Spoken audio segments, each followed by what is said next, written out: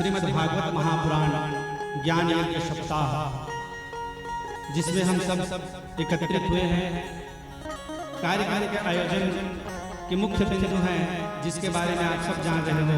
हमारे चाचा स्वर्गीय किशन लाल साहू जी, जिसकी पावन पुण्य स्मृति में आज उनके पूरे परिवार के द्वारा यह पतित पावनी मोक्षदायिनी श्रीमद् भागवत महापुराण ज्ञान यज्ञ का आयोजन किया जा रहा है, जिसमें समस्त परिवार साहू परिवार इसमें अपना विशेष योगदान दे रहे हैं।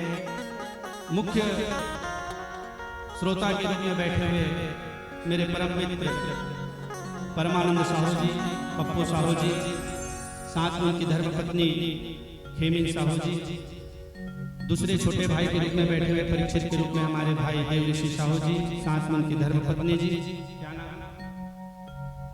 नाम, जागेश्वरी है ना, जागेश्वरी जी, साथ ही साथ हमारे माता जी झमीर भाई साहू जी और पूरे परिवार। कार्ड दोगे तो मैं सभी का नाम कल से करूंगा। आज थोड़ी सी कार्ड मेरे पास नहीं, इस कारण से समस्त सोनावड़ी परिवार की ओर से यह कार्यक्रम का आयोजन किया जा रहा है। हमारे दादाजी लोग भी, बड़े पापा जी लोग भी बैठे हैं, गणेश राम साहू जी, निर्मल साहू जी, विष्णु साहू जी, हमारे भैया मौनी साहू जी और विशेष पूरे परिवार जिनके द्वारा यह कार्यक्रम का आयोजन किया जा रहा है। समय को देखते हुए मैं सभी को हार्दिक दिल से अभिवादन करता हूं, अभिनंदन करता हूं। आप सभी के विशेष सहयोग से यह कार्यक्रम के आयोजन किया जा रहा है। और हमारे चाचा जी की लाडली बेटी त्रिवेणी साहू जी और हमारे पूरे भाभी जितने भी बैठे हैं, सबका व्यासपीठ हार्दिक अभिनंदन कर रहे हैं। कल से सबका नाम लूंगा। आप ये ना सोचे कि महाराज आज अपन मेन आदमी के नाम ले लेवत, हमारे मन के नाम नहीं लेवत, तो कल से सबके नाम ले जाए।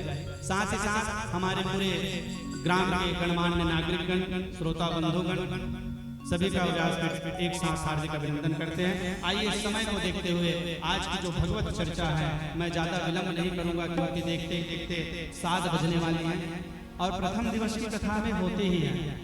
ये तो हमारा सौभाग्य है कि मेरे गांव में मैं 7 बजे बैठ रहा हूँ। जब हम रायपुर में कार्यक्रम देते हैं ना, तो कितना समय बैठते हैं? 9 से 10 बज जाते हैं हमें प्रथम दिवस की कथा को प्रारंभ करने में, और रात्रि की 12 से 1 बज जाती है कथा को विराम करने। ये तो बड़ा सौभाग्य है कि जल्दी जल्दी हम लोग किए, इस वजह से 7 बजे तक कथा प्रारंभ हो रही है। तो आप सभी ने इसमें विशेष योगदान दिए हैं। आप सबका विशेष योगदान के लिए हम दिल से आपका आभार व्यक्त करते हैं। आइए सभी को व्यासपीठ से हार्दिक अभिनंदन करते हुए सीधा हम भगवत चर्चा आज करेंगे, बाकी चर्चा कल करेंगे। आइए भगवत कथा प्रारंभ करें। इससे पहले भगवान शिव जी और माँ भवानी बैठी हुई है, हमारे मैया महामाया जी, इनकी चरणों को प्रणाम करते हुए सोमवार किसका वार है? काकर वार है पप्पू भाई?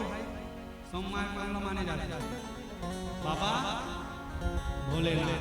तो आज विशेष सोमवार का वार चल रहा है। तो आइए मैं भोलेनाथ के चरणों को प्रणाम करते हुए आज की कथा को प्रारंभ करूंगा, क्योंकि आज विशेष क्या चल रही है? अमावस्या चल रही है।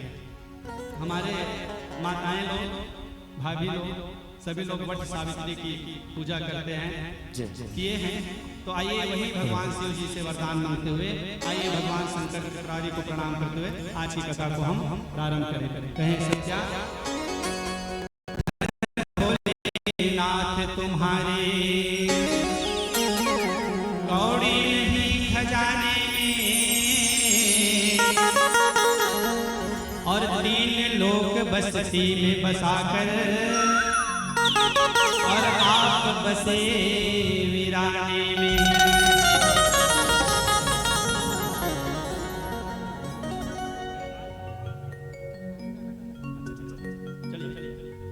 कैलाश के निवासी नमो बार बार हो, नमो बार बार हो, आओ शरण तुम्हारे प्रभु बार बार हो, आओ शरण तुम्हारे प्रभु बार बार हो।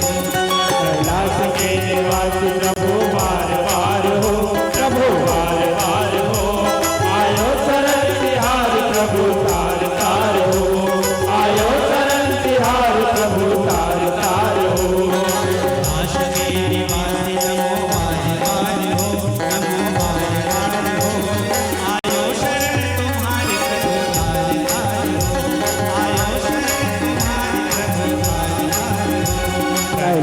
के निवासी प्रभु बार बार हो, प्रभु बार बार हो, आयो शरण तिहार प्रभु तार तार हो, आयो शरण तिहार प्रभु तार तार हो।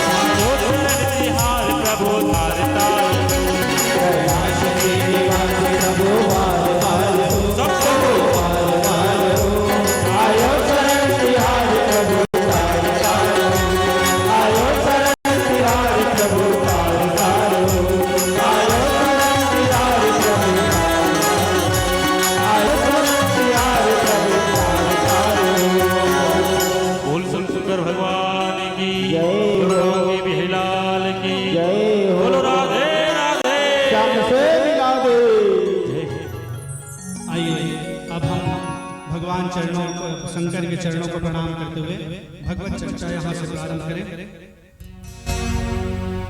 श्रीमद् भागवत महापुराण ध्यान से श्रवण करेंगे। मैं ज्यादा से ज्यादा आज 1 से 1.5 घंटा कथा कहूंगा समय को देखते हुए। मुख्य जो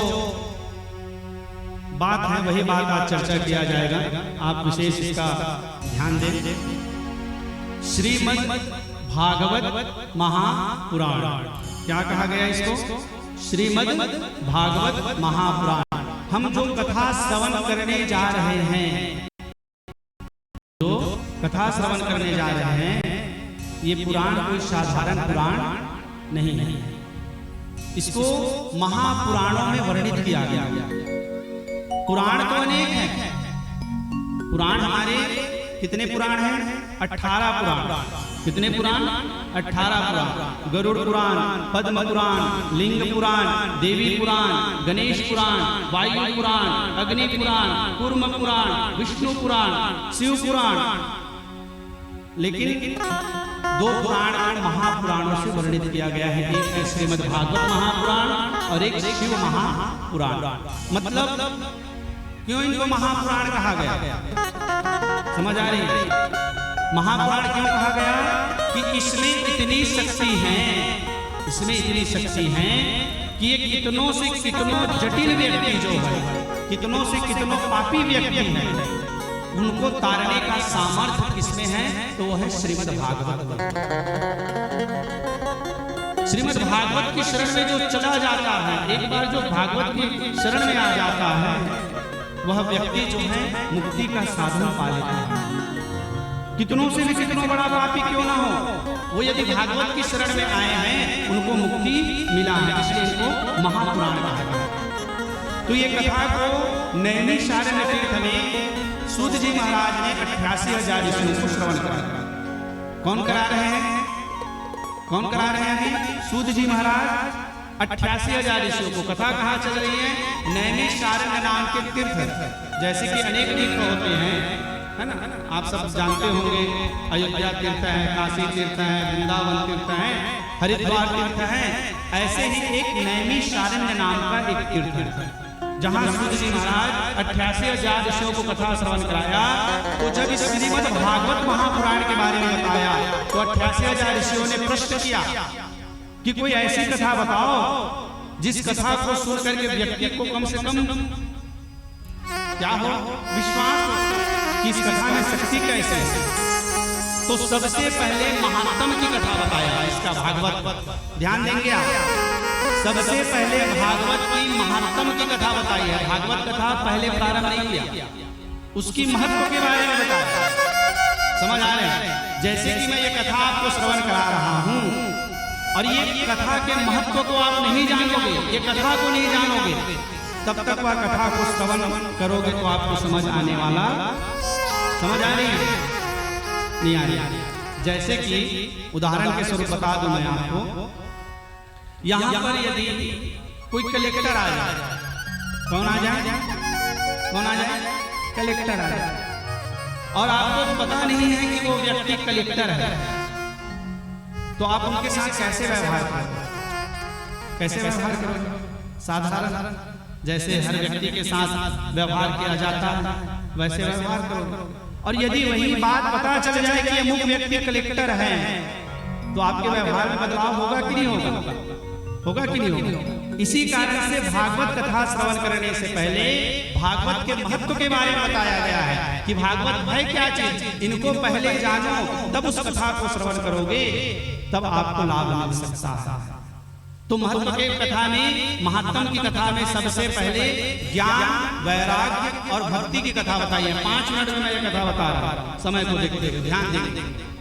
भक्ति, ज्ञान और वैराग्य ये सबके पास है। कथा जो चल रही है, कथा मैं जो सुना रहा हूं, इससे हमें शिक्षा क्या मिल रही है, इनको समझना है। हर व्यक्ति के पास ज्ञान है, हर व्यक्ति के पास ज्ञान है कि नहीं? हर व्यक्ति के पास वैराग्य है, हर व्यक्ति के पास भक्ति है, लेकिन ज्ञान और वैराग्य व्यक्ति का सोया हुआ। क्या चीज ज्ञान है, क्या चीज करना है, क्या चीज नहीं करना है, सब जाग रहे हैं। नहीं जाग रहे हो? क्या चीज करेंगे तो हमें धर्म की प्राप्ति होगी, और क्या चीज करेंगे तो हमें क्या प्राप्ति होगी? पाप की प्राप्ति होगी।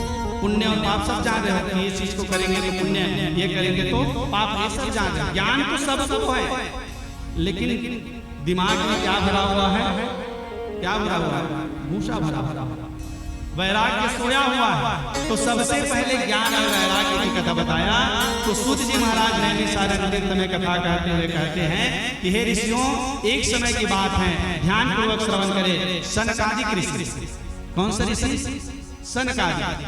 4 ऋषि हैं हमारे जो सनकादिक कहा गया है। ब्रह्मा के मानस सनक, सनंदन, सनातन और सनत कुमार, ये 4 सनकादिक ऋषि कहे गए। ये 4 ऋषि एक बार जो है विचरण करने के लिए जा रहा था। कहाँ? ये पृथ्वी का विचरण कर रहा था। तो पृथ्वी का विचरण कर रहा था तो उसी समय नारद ऋषि वहां से आ रहा था। नारद का मन उदास था। ये सब सनकादिक ऋषि से पूछा, क्या बात है नारद, आपका मन हदास क्यों है? नारद ने कहा, बताऊं क्या प्रभु, मैंने सोचा कि मैं तो स्वर्ग लोक का भ्रमण करता हूँ। नारद कहाँ भ्रमण करते हैं? स्वर्ग का भ्रमण करता है। चलो ना एक बार पृथ्वी लोक को भी देख लो। कौन सोचा? कौन सोचा? नारद सोचा। क्यों? क्योंकि पृथ्वी लोक में मैंने सुना है कि बड़े बड़े तीर्थ हैं, बड़े बड़े धार्मिक स्थल हैं। तो क्यों ना मैं एक बार ये तीर्थ स्थल में जा करके देख दूं। ये सोच करके जब निकला नारद पृथ्वी का भ्रमण करने के लिए, तो कहाँ कहाँ गया? प्रयागराज, हरिद्वार, रामेश्वर, पुष्कर, यहाँ तक वो गए। लेकिन बताया गया तीर्थ स्थल में जाकर के नारद ने क्या देखा? जो जो तीर्थ स्थल हैं वहां जो बैठा हुआ है वहां भी पाखंडी बैठा हुआ है। तीर्थ स्थल में भी पाप कर्म हो रहा है। कई लोग आप जाकर के देखना, सबसे ज्यादा यदि लूट हो रहा है तो तीर्थ स्थलों में हो रहा है। ये विडंबना है। नारद के मन हताश हो गए। कैसे हताश हो गया? अरे मैंने सोचा कि यहाँ भगवान जी लीला किए हैं। कहाँ? हरिद्वार। मैंने सोचा काशी, मैंने सोचा रामेश्वर, लेकिन यहाँ तो सबसे ज्यादा प्रपंच भरा हुआ।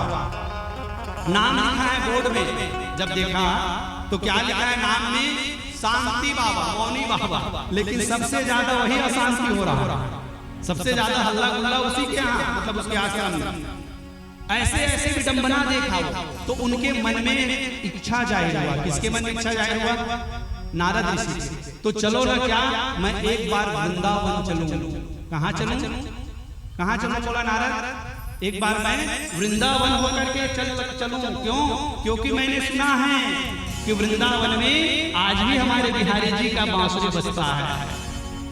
गजब की बांसुरी बजती है वृंदावन रास रचैया की, और तारीफ करूं क्या बंसी की या बंसीधर कन्हैया। अच्छा, यहाँ से कौन कौन गए हैं वृंदावन? आप लोग गए हैं? पप्पू भाई भी गए हैं वृंदावन? गए ना भैया? तो कैसे लगे इसको? मतलब वृंदावन कैसे लगे? वृंदावन आज भी बिहारी वहां रास करते हैं। आज भी निधि वन है, आज भी एक वन है निधि वन। वहां आज भी हमारे बिहारी जी आते हैं, और बिहारी जी आकर के आज भी हमारे सर्वेश्वरी राधा जी के साथ वहां रास रचाते हैं। आज भी वो जगह है।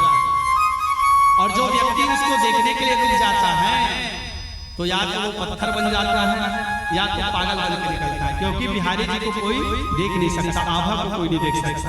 आज भी वहां राधे नाम को जपा जाता है। कहाँ? वृंदावन में। हर के मुखार बिंद से आप देखोगे तो सब क्या कहते हैं? राधे राधे कहते हैं। आज भी वृंदावन जाकर के देखिए आप जो नहीं गए हैं। मतलब हर शब्द में राधे का प्रयोग करना है। जैसे किसी का नाम भी लिया जा रहा है ना, तो अमुक व्यक्ति का नाम ले रहा है तो उसके पीछे राधे जोड़ेगा। कहाँ जा रहे हो राधे? यहाँ तक का वहां का जो सिग्नल है, सिग्नल जो सिग्नल देखे हो ना, सिग्नल में इधर आप लोग तो भिलाई में रहते हो प्राय, तो भिलाई के सिग्नल क्या कहते हैं? गीत चलाते रहते हैं। महासमुंद के सिग्नल भी गीत चलाते हैं, कभी कभी हम देखे हैं। लेकिन वहां का सिग्नल भी क्या कहते हैं? तो वहां का सिग्नल भी क्या? राधे राधे कहते हैं। ये प्रमाण है वृंदावन का। एक बार जाकर के देखो उस वृंदावन में, आप भी जो है भक्ति तरुण होकर के वहां नृत्य करने लगेगा। नारद पहुंचा कहाँ? वृंदावन। तो वृंदावन गया तो वृंदावन में देखा। कौन कौन जाना चाहते हैं वृंदावन? जाना चाहते हो? जाना चाहते हो तो एक कथा के माध्यम से चलिए, हम आपको सबको वृंदावन लेकर के चलते हैं। नारद गया वृंदावन। कैसे?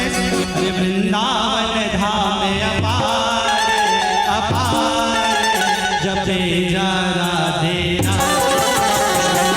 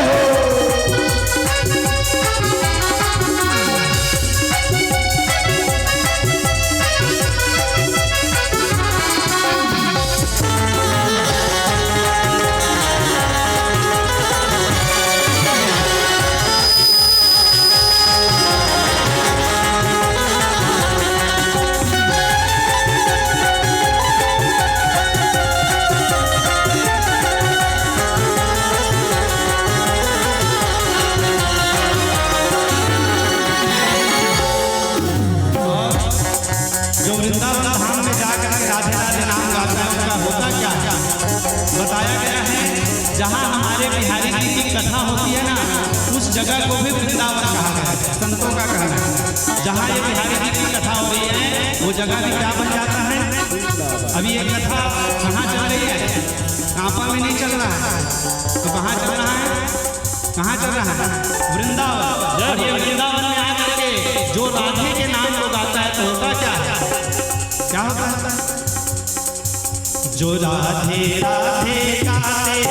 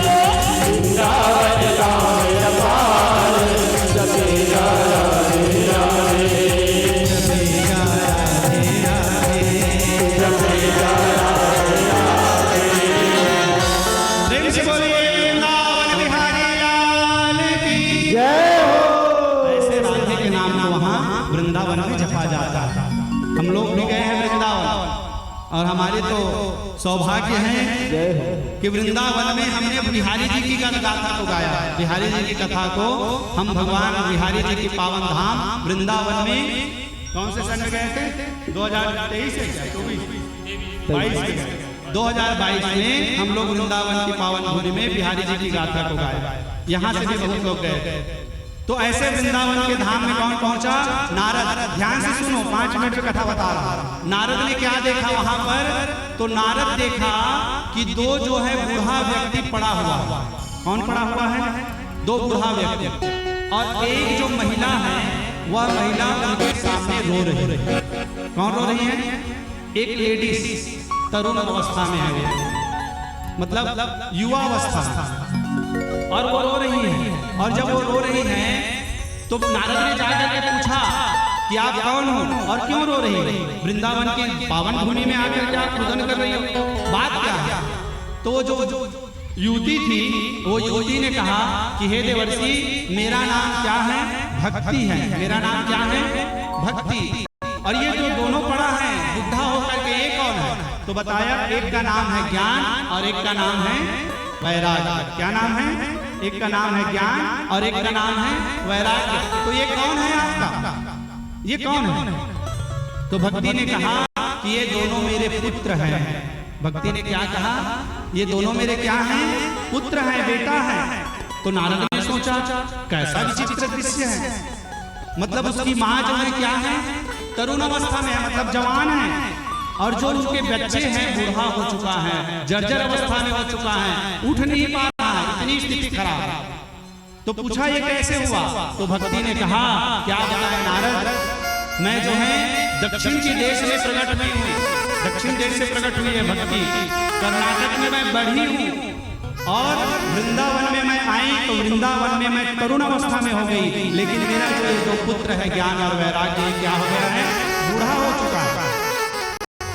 ये क्यों? तो ये कलयुग का मार की वजह से। तो इसके लिए मेरे को कोई उपाय करो, और उपाय करके मेरे जो पुत्र है उनको तरुण अवस्था कर दो। तो बताया गया नारद ने ज्ञान वैराग्य को तरुण अवस्था में लाने के लिए, जगाने के लिए बताया गया जितने भी वेद था, जितने भी पुराण था, जितने भी शास्त्र था, यहाँ तक बताया गीता का भी पाठ किया उनके सामने।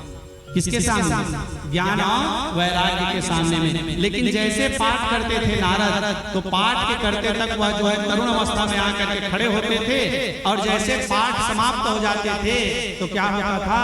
वो ज्ञान और वैराग्य फिर से बूढ़ा अवस्था में चला जाता था। नारद परेशान हो गए कि कैसा हुआ? तो यही बात मन में हादास होकर के घूम रहा था तो सनकादिक ऋषि ने मिला तो पूछा, तो नारद ने बताया क्या बताऊं, मेरे को एक भक्ति नाम की युवती मिली, मैंने नाना प्रकार का उपाय किया उनके पुत्र ज्ञान और वैराग्य को जगाने के लिए, लेकिन उनके पुत्र ज्ञान और वैराग्य जगने वाला नहीं, मेरे को क्या करना चाहिए। तो देवर्षि नारद जी को कहने लगा सनकादिक ऋषि कि हे देवर्षि नारद, आप यदि श्रीमद् भागवत महापुराण का यदि पाठ कर देते, उनके सामने यदि श्रीमद् भागवत महापुराण का पाठ कर देते तो वो जो ज्ञान और वैराग्य वो क्या हो जाता, जग जाता।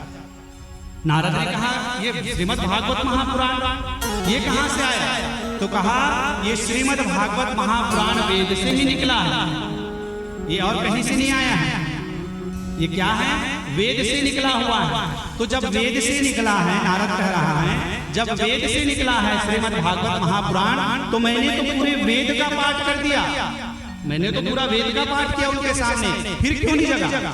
तो कहा देखिए दूध, दूध क्या है देखे होंगे आप, दूध से क्या बनता है, दूध से क्या बनता है, दही, दही से क्या बनता है, मक्खन, और मक्खन से क्या बनता है, क्या बनता है, घी बनता है, घी किससे बनता है, दूध से ही बनता है। दूध कितने रुपए लीटर में बिकता है, दूध कितने में बिकता है, 40 रुपया, और घी कितने में बिकता है, समझ आ रहे हैं, नहीं आ रहे, समझ आ रही है ना। और जो कार्य घी कर सकता है वो दूध नहीं कर सकता, कर सकता है क्या, दूध से आप दीपक जला सकते हो क्या, लेकिन घी से, तो आप सोचोगे घी जब दूध से ही निकला है तो घी का फिर मान्य कैसे बढ़ेगा। ऐसे ही हमारे श्रीमद् भागवत महापुराण है, ये भी कहीं से नहीं, ये भी वेद से ही आया है, लेकिन ये जो है क्या है, घी है। और इसको यदि आप श्रवण करा दोगे ना तो जो ज्ञान और वैराग्य है वो क्या हो जाएगा, जग जाएगा। तो इसके लिए करना क्या पड़ेगा, तो आपको सत्संग करना पड़ेगा। भागवत कथा ऐसे ही नहीं सुना जाता, इसके लिए सत्संग होना चाहिए, ऐसे ही आयोजन होना चाहिए और सब मिलकर के कथा को श्रवण करना चाहिए, तब इसका फल की प्राप्ति बताया गया। तो सत्संग कहाँ होगा, तो बताया हरिद्वार, और हरिद्वार में सनकादिक ऋषि ने श्रीमद् भागवत महापुराण की कथा का वाचन किया और उनको भक्ति और ज्ञान और वैराग्य को बुलाया, वहीं पर कहा हरिद्वार में। और हरिद्वार में जैसे श्रीमद् भागवत महापुराण की कथा का वाचन किया तो बताया गया ये ज्ञान और वैराग्य क्या हुआ, ये जो बूढ़ा था वो खड़ा हो गया, और खड़ा होकर के अब कोबरा ही से देख नहीं सकते थे, क्या कर रहे थे, क्या कर रहे थे, नाचा थे, नृत्य करने लगा और कहने लगा क्या, यही भगवान का महामंत्र का जाप करने लगा भागवत का, और ज्ञान और वैराग्य क्या कहने लगा, श्री कृष्ण गोविंद हरे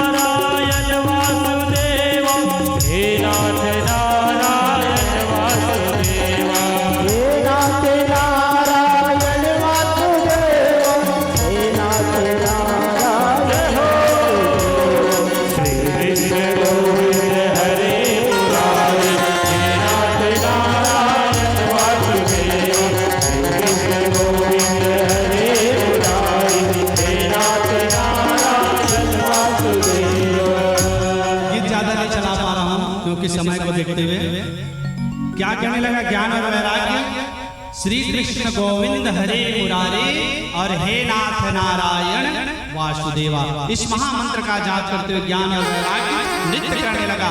ऐसे श्रीमद् महापुराण कथा की शक्ति के बारे में बताया, महत्व के बारे में।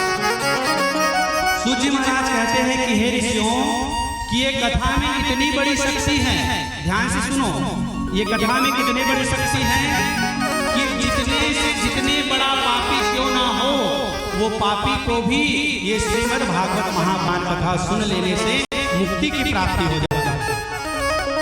समझ आ रही है आपको, वो जन्म जन्मांतर तक यदि पाप कर्म किया है और यदि वो श्रीमद् भागवत के शरण में यदि आ जाए तो कितनों से कितनों बड़ा पापी क्यों ना हो, उस व्यक्ति को श्रीमद् भागवत महापुराण की कथा तार देता है।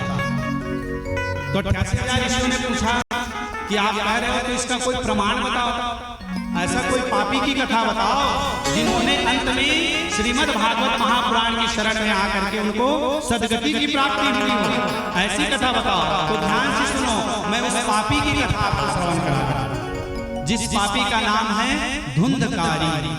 क्या नाम है? धुंधकारी कथा मैं 5 मिनट में आपको श्रवण करा रहा हूं, समय को देखते हुए। प्रथम दिवस की भी कथा में मेरे को चलना, ध्यान से सुनना, बीच में मैं पूछ सकता हूं। एक आत्मदेव नाम का ब्राह्मण था। कौन सा ब्राह्मण? आत्मदेव नाम का। इसकी पत्नी का नाम है धुंधली बाई। क्या नाम है पत्नी का? धुंधली बाई। धुंधली बाई मतलब जैसा उसका नाम वैसा उसका काम। मतलब पूरे दिमाग में क्या भरा हुआ है? धुंधला भरा हुआ है, भूसा भरा हुआ है। अब इनके यहाँ कोई संतान नहीं हो रहा था, ब्राह्मण देवता के यहाँ कोई पुत्र संतान नहीं हो रहा था। और जब संतान नहीं हो रहा था तो अगल बगल वाले लोग ताना देने लगा। जब किसी के संतान नहीं होते तो पता नहीं व्यक्ति उनको क्या क्या नहीं कहते। अब जब अगल बगल वाले उनको ताना देने लगा, किसको? ये आत्मदेव नाम के ब्राह्मण को जब ताना देने लगा तो आत्मदेव ब्राह्मण के एक दिन मन में ग्लानि हुई। मन में क्या होगा? ग्लानि कि अब मैं जी करके क्या करूंगा। यही सोच ले, आत्महत्या करना पाप, आत्महत्या व्यक्ति को नहीं करना चाहिए। जीवन में मिला है तो उनको जीना चाहिए जैसे भी। अब ये ब्राह्मण क्या सोचा ब्राह्मण कि अब मैं इस दुनिया में रहकर क्या करूंगा? आत्महत्या करूंगा। तो क्या किया? अर्धरात्रि को रस्सी को लिया और रस्सी को लेकर के ये जो है आत्महत्या करने के लिए निकल पड़ा जंगल में। और जब जंगल में निकला तो मेरे बिहारी जी देखा, भगवान जी देखा, ये तो ब्राह्मण है, धर्मनिष्ठ ब्राह्मण है, मतलब धर्म का पालन करने वाला ब्राह्मण है, वेद का पालन करने वाला है, पुराण का वाचन करने वाला है। और यदि ये ऐसा कार्य करे तो कैसा बनेगा? इसलिए मेरे भगवान ने क्या किया? साधु का भेष बना करके उनके आगे सामने चला। पूछा आप कहाँ जा रहे हो? कहा मैं आत्महत्या करने जा रहा हूँ। क्यों? क्योंकि मेरे कोई संतान नहीं है, दुनिया वाले मेरे को ताना देते हैं। तो आप आत्महत्या मत करो। कौन कह रहा है? जो भगवान साधु बना है वो कह रहा है आत्महत्या मत करो। तो कहा मेरे यदि संतान नहीं होंगे तो मैं आत्महत्या जरूर करूंगा। तो साधु महापुरुष था, भगवान था, वो कहने लगा एक काम करो, क्या मैं आपको एक फल देता हूँ। क्या बोला वो साधु महात्मा ने? मैं तुम्हें एक फल देता हूँ, ये फल को ले जा करके आप अपनी पत्नी को खिला दो। और यदि इसको आप अपनी पत्नी को खिलाओगे तो क्या होगा? क्या होगा? आपकी पत्नी को एक संतान होगा। अब वो फल को ले जाकर के किसको दे दिया भगवान ने? वो ब्राह्मण देवता। अब वो ब्राह्मण ला करके वो फल को किसको दे दिया? धुंधली बाई को दे दिया, अपनी पत्नी को। अब देखिए इनका नाम के हिसाब से काम, धुंधली बाई को फल को दिया, कहा महाराजा की बात। अब वो महाराजी इनका ये फल खाबे और एक से का हुई लड़का हुई ते फल तो खाना है। अब एक आज सोची धुंधली बाई है, हे भगवान ये फल खाहू में हाँ तो का हुई लड़का हूँ और लड़का हूँ तो का हुई मोर पेट है बाढ़ी। का बाढ़ी? पेट है बाढ़ी। और पेट है बाढ़ी मतलब वजन बाढ़ी। और वजन बाढ़ी तो सब कोई दौड़ी तो मैं कैसे करूँ? फिर सोची यदि गांव में आगी लग जाए, गांव में कोनो आगी लग जाए तो सब भाग जाए, हमें तो नहीं भाग सकता। काबर नहीं भाग सकता? मैं पेट में रहूं, पेट है वजन रही। मतलब ऐसा सोच वाली महिला, कई महिला ऐसा रहता है कि ऐसे विचित्र टाइप का सोचते हैं तो हम तो दंग रह जाते हैं उनकी सोच को देख करके। तो ये महिला वैसे टाइप की, मतलब ऐसे दुनिया में कोई स्त्री नहीं है जो विवाह होने के बाद मां नहीं बनना चाहती। हर चाहती है कि हम मां बने, चाहती है कि नहीं चाहती? लेकिन ये धुंधली मां बनना नहीं चाह रही। क्यों? क्योंकि हम जो है 9 महीना वजन को बढ़ाएंगे और प्रसव की पीड़ा ऐसी पीड़ा होती है कि प्रसव की पीड़ा को कई लोग सहन नहीं कर पाते और कई लोग सहन नहीं कर पाते तो प्राण कंद कर देते हैं महिला लोग। और मैं कोनो मर जाऊं तो महाराजा फिर दूसरा महाराज नाली मामला देखा तो फिर महाराज नाली तो मरना तो वही चला है। तमें का मां बनो तो नहीं बनो। ये सोचिस कौन है धुंधली। उसी समय ओकर बहनी आरिस धुंधली बाई पूछिस का बात है बहनी, काबर एकदम उदास हंसते हैं। तब की का बताओ बहनी, मोर महाराज है तो फल ला के दे और फल खावे तो का होई लइका हो। तो कहते बढ़िया बात है, बहुत दिन हो गए तुम्हारे यहाँ संतान हो जाए। तो वही तो मैं नहीं चाहता हूँ, वही तो मैं नहीं चाहता, मैं संतान देना नहीं चाहती, इसलिए मैं सोच रही हूँ तो ये फल को मैं खाना नहीं चाह रही। तो उसकी जो बहन थी वो कहने लगी एक काम करो, आप इस फल को नहीं खाना चाहते हो ना तो आप टेंशन मत लो, महाराज ला बता देवे फल ला खाओ कह के। अच्छा तो फल ला खाओ तो लइका भी होना है, तो लइका कैसे हो फल ला नहीं खाओ। तो महाराज पूछी तब फिर कैसे कर तकही मैं हां गर्भ धारण करे हो। हम कहा थे कौन कहा ओकर बहनी हां मैं हां पेट से हां, और जैसे मोर लइका होही ना और लइका ला के मैं कौन ला दे दूं तो ला दे दे। अच्छा तो लइका जब होते तब पेट भी बाढ़ते, तब पेट कैसे बढ़े तकते एक काम कर कपड़ा बांधे चालू कर। कौन लगी धुंधली बाई। 1 महीना में छोटे से कपड़ा, 2 महीना में बढ़ा दे, 3 महीना में बढ़ा दे, और जैसे जैसे 9 महीना तक के कपड़ा बढ़ाते जा। और महाराज ने कही देखा मैं गर्भ को धारण की, और आपके पति पूछेंगे आपके बच्चे को जब ला करके हमें दोगे तो पूछेंगे तो क्या बताओगी। तो हमारे जो पति है ना वो धन के बड़ा लोग ही, हमारे घर पैसा कौड़ी नहीं है, लोग लइका पढ़ जाने हम पोष पाल नहीं सका था, तते हमारा पैसा दे देवे ना तो लइका हम जगह बेच देबो। अब दोनों जन में सुनता सलाह हो कर बहनी आओ कि ठीक है फल मत खाता है, फल का करो। वो पूछा तो ना धुंधली भाई फल का करो, तो ये फल के तो परीक्षा लेना है। कौन कहा थे ओकर भाई ये फल के तो परीक्षा लेना है कि वो साधु महात्मा फल न दे है तो वो सिरकोन में लइका होए वाला फल है कि नहीं लइका होए वाला फल है, तो एक ट्राई देखना है। तो फल काय कर फल काय कर वो दे गाय खाए, वो गाय ले जाके काय कर खवा दे। और यदि वो साधु महात्मा के फल में शक्ति हो ही तो वो गाय लेकर दे दी। देखना है तो परीक्षा भी देके जा सकते। अब पूरी जो है धुंधली बाई की बात में आकर के क्या किए, वो जो फल दिए थे साधु महात्मा, वो साधु महात्मा जो फल दिए थे वो फल को ले जाकर के किसको खिला दिए, गौ माता को खिला दिया। अब इधर जो है धुंधली बाई जो है अपने पेट में कपड़ा बांधना प्रारंभ कर दिए। 1 महीना में, 2 महीना में, 3 महीना में, 4 महीना में, 9 महीना हो गया। महाराज को बताया हम गर्भ को धारण किए। समय आया तो धुंधली बाई की जो पत्नी है बहन है उन्होंने एक दिव्य पुत्र को जन्म दिया। और जब वो पुत्र को जन्म दिया तो वह पुत्र को ला करके ये कौन धुंधली बाई की जो बहन है ये किसको दे दिया, धुंधली को दे दिया। और धुंधली को दिया तो धुंधली बाई ने ले जाकर महाराज को कहने लगा महाराज जी क्या हुआ, हमारे यहाँ संतान हुए हैं, पुत्र हुआ है, पुत्र हुआ है। अब वो महाराज बेचारे ब्राह्मण तो बड़ा प्रसन्न हुआ, बड़ा खुश हुआ। क्यों? क्योंकि चौथे पहले उनके यहाँ पुत्र का जन्म हुआ। कहने लगा ठीक है लाइए, ऐसा ऐसा करके वो जो उनकी धुंधली की जो बहन के पुत्र थे उनको जो है महाराज के हाथों में अपना पुत्र है कह करके दे दिए। लेकिन धुंधली बाई उनको अपने व्यवहार से रखने लगा। किसको? ये जो धुंधली बाई के बहन के जो पुत्र हैं उनको। समय बीता, ध्यान दे, समय बीता, कुछ समय के पश्चात वो जो गाय गौ माता ने जो फल को खाया था वो गौ माता ने भी एक पुत्र को जन्म दिया और वही पुत्र का नाम पड़ गया क्या नाम पड़ा?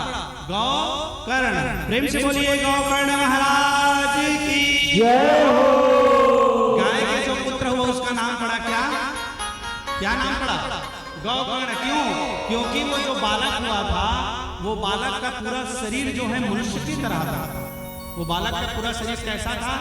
मनुष्य की तरह। सिर्फ उनका जो कान था, वो कान किसकी तरह था?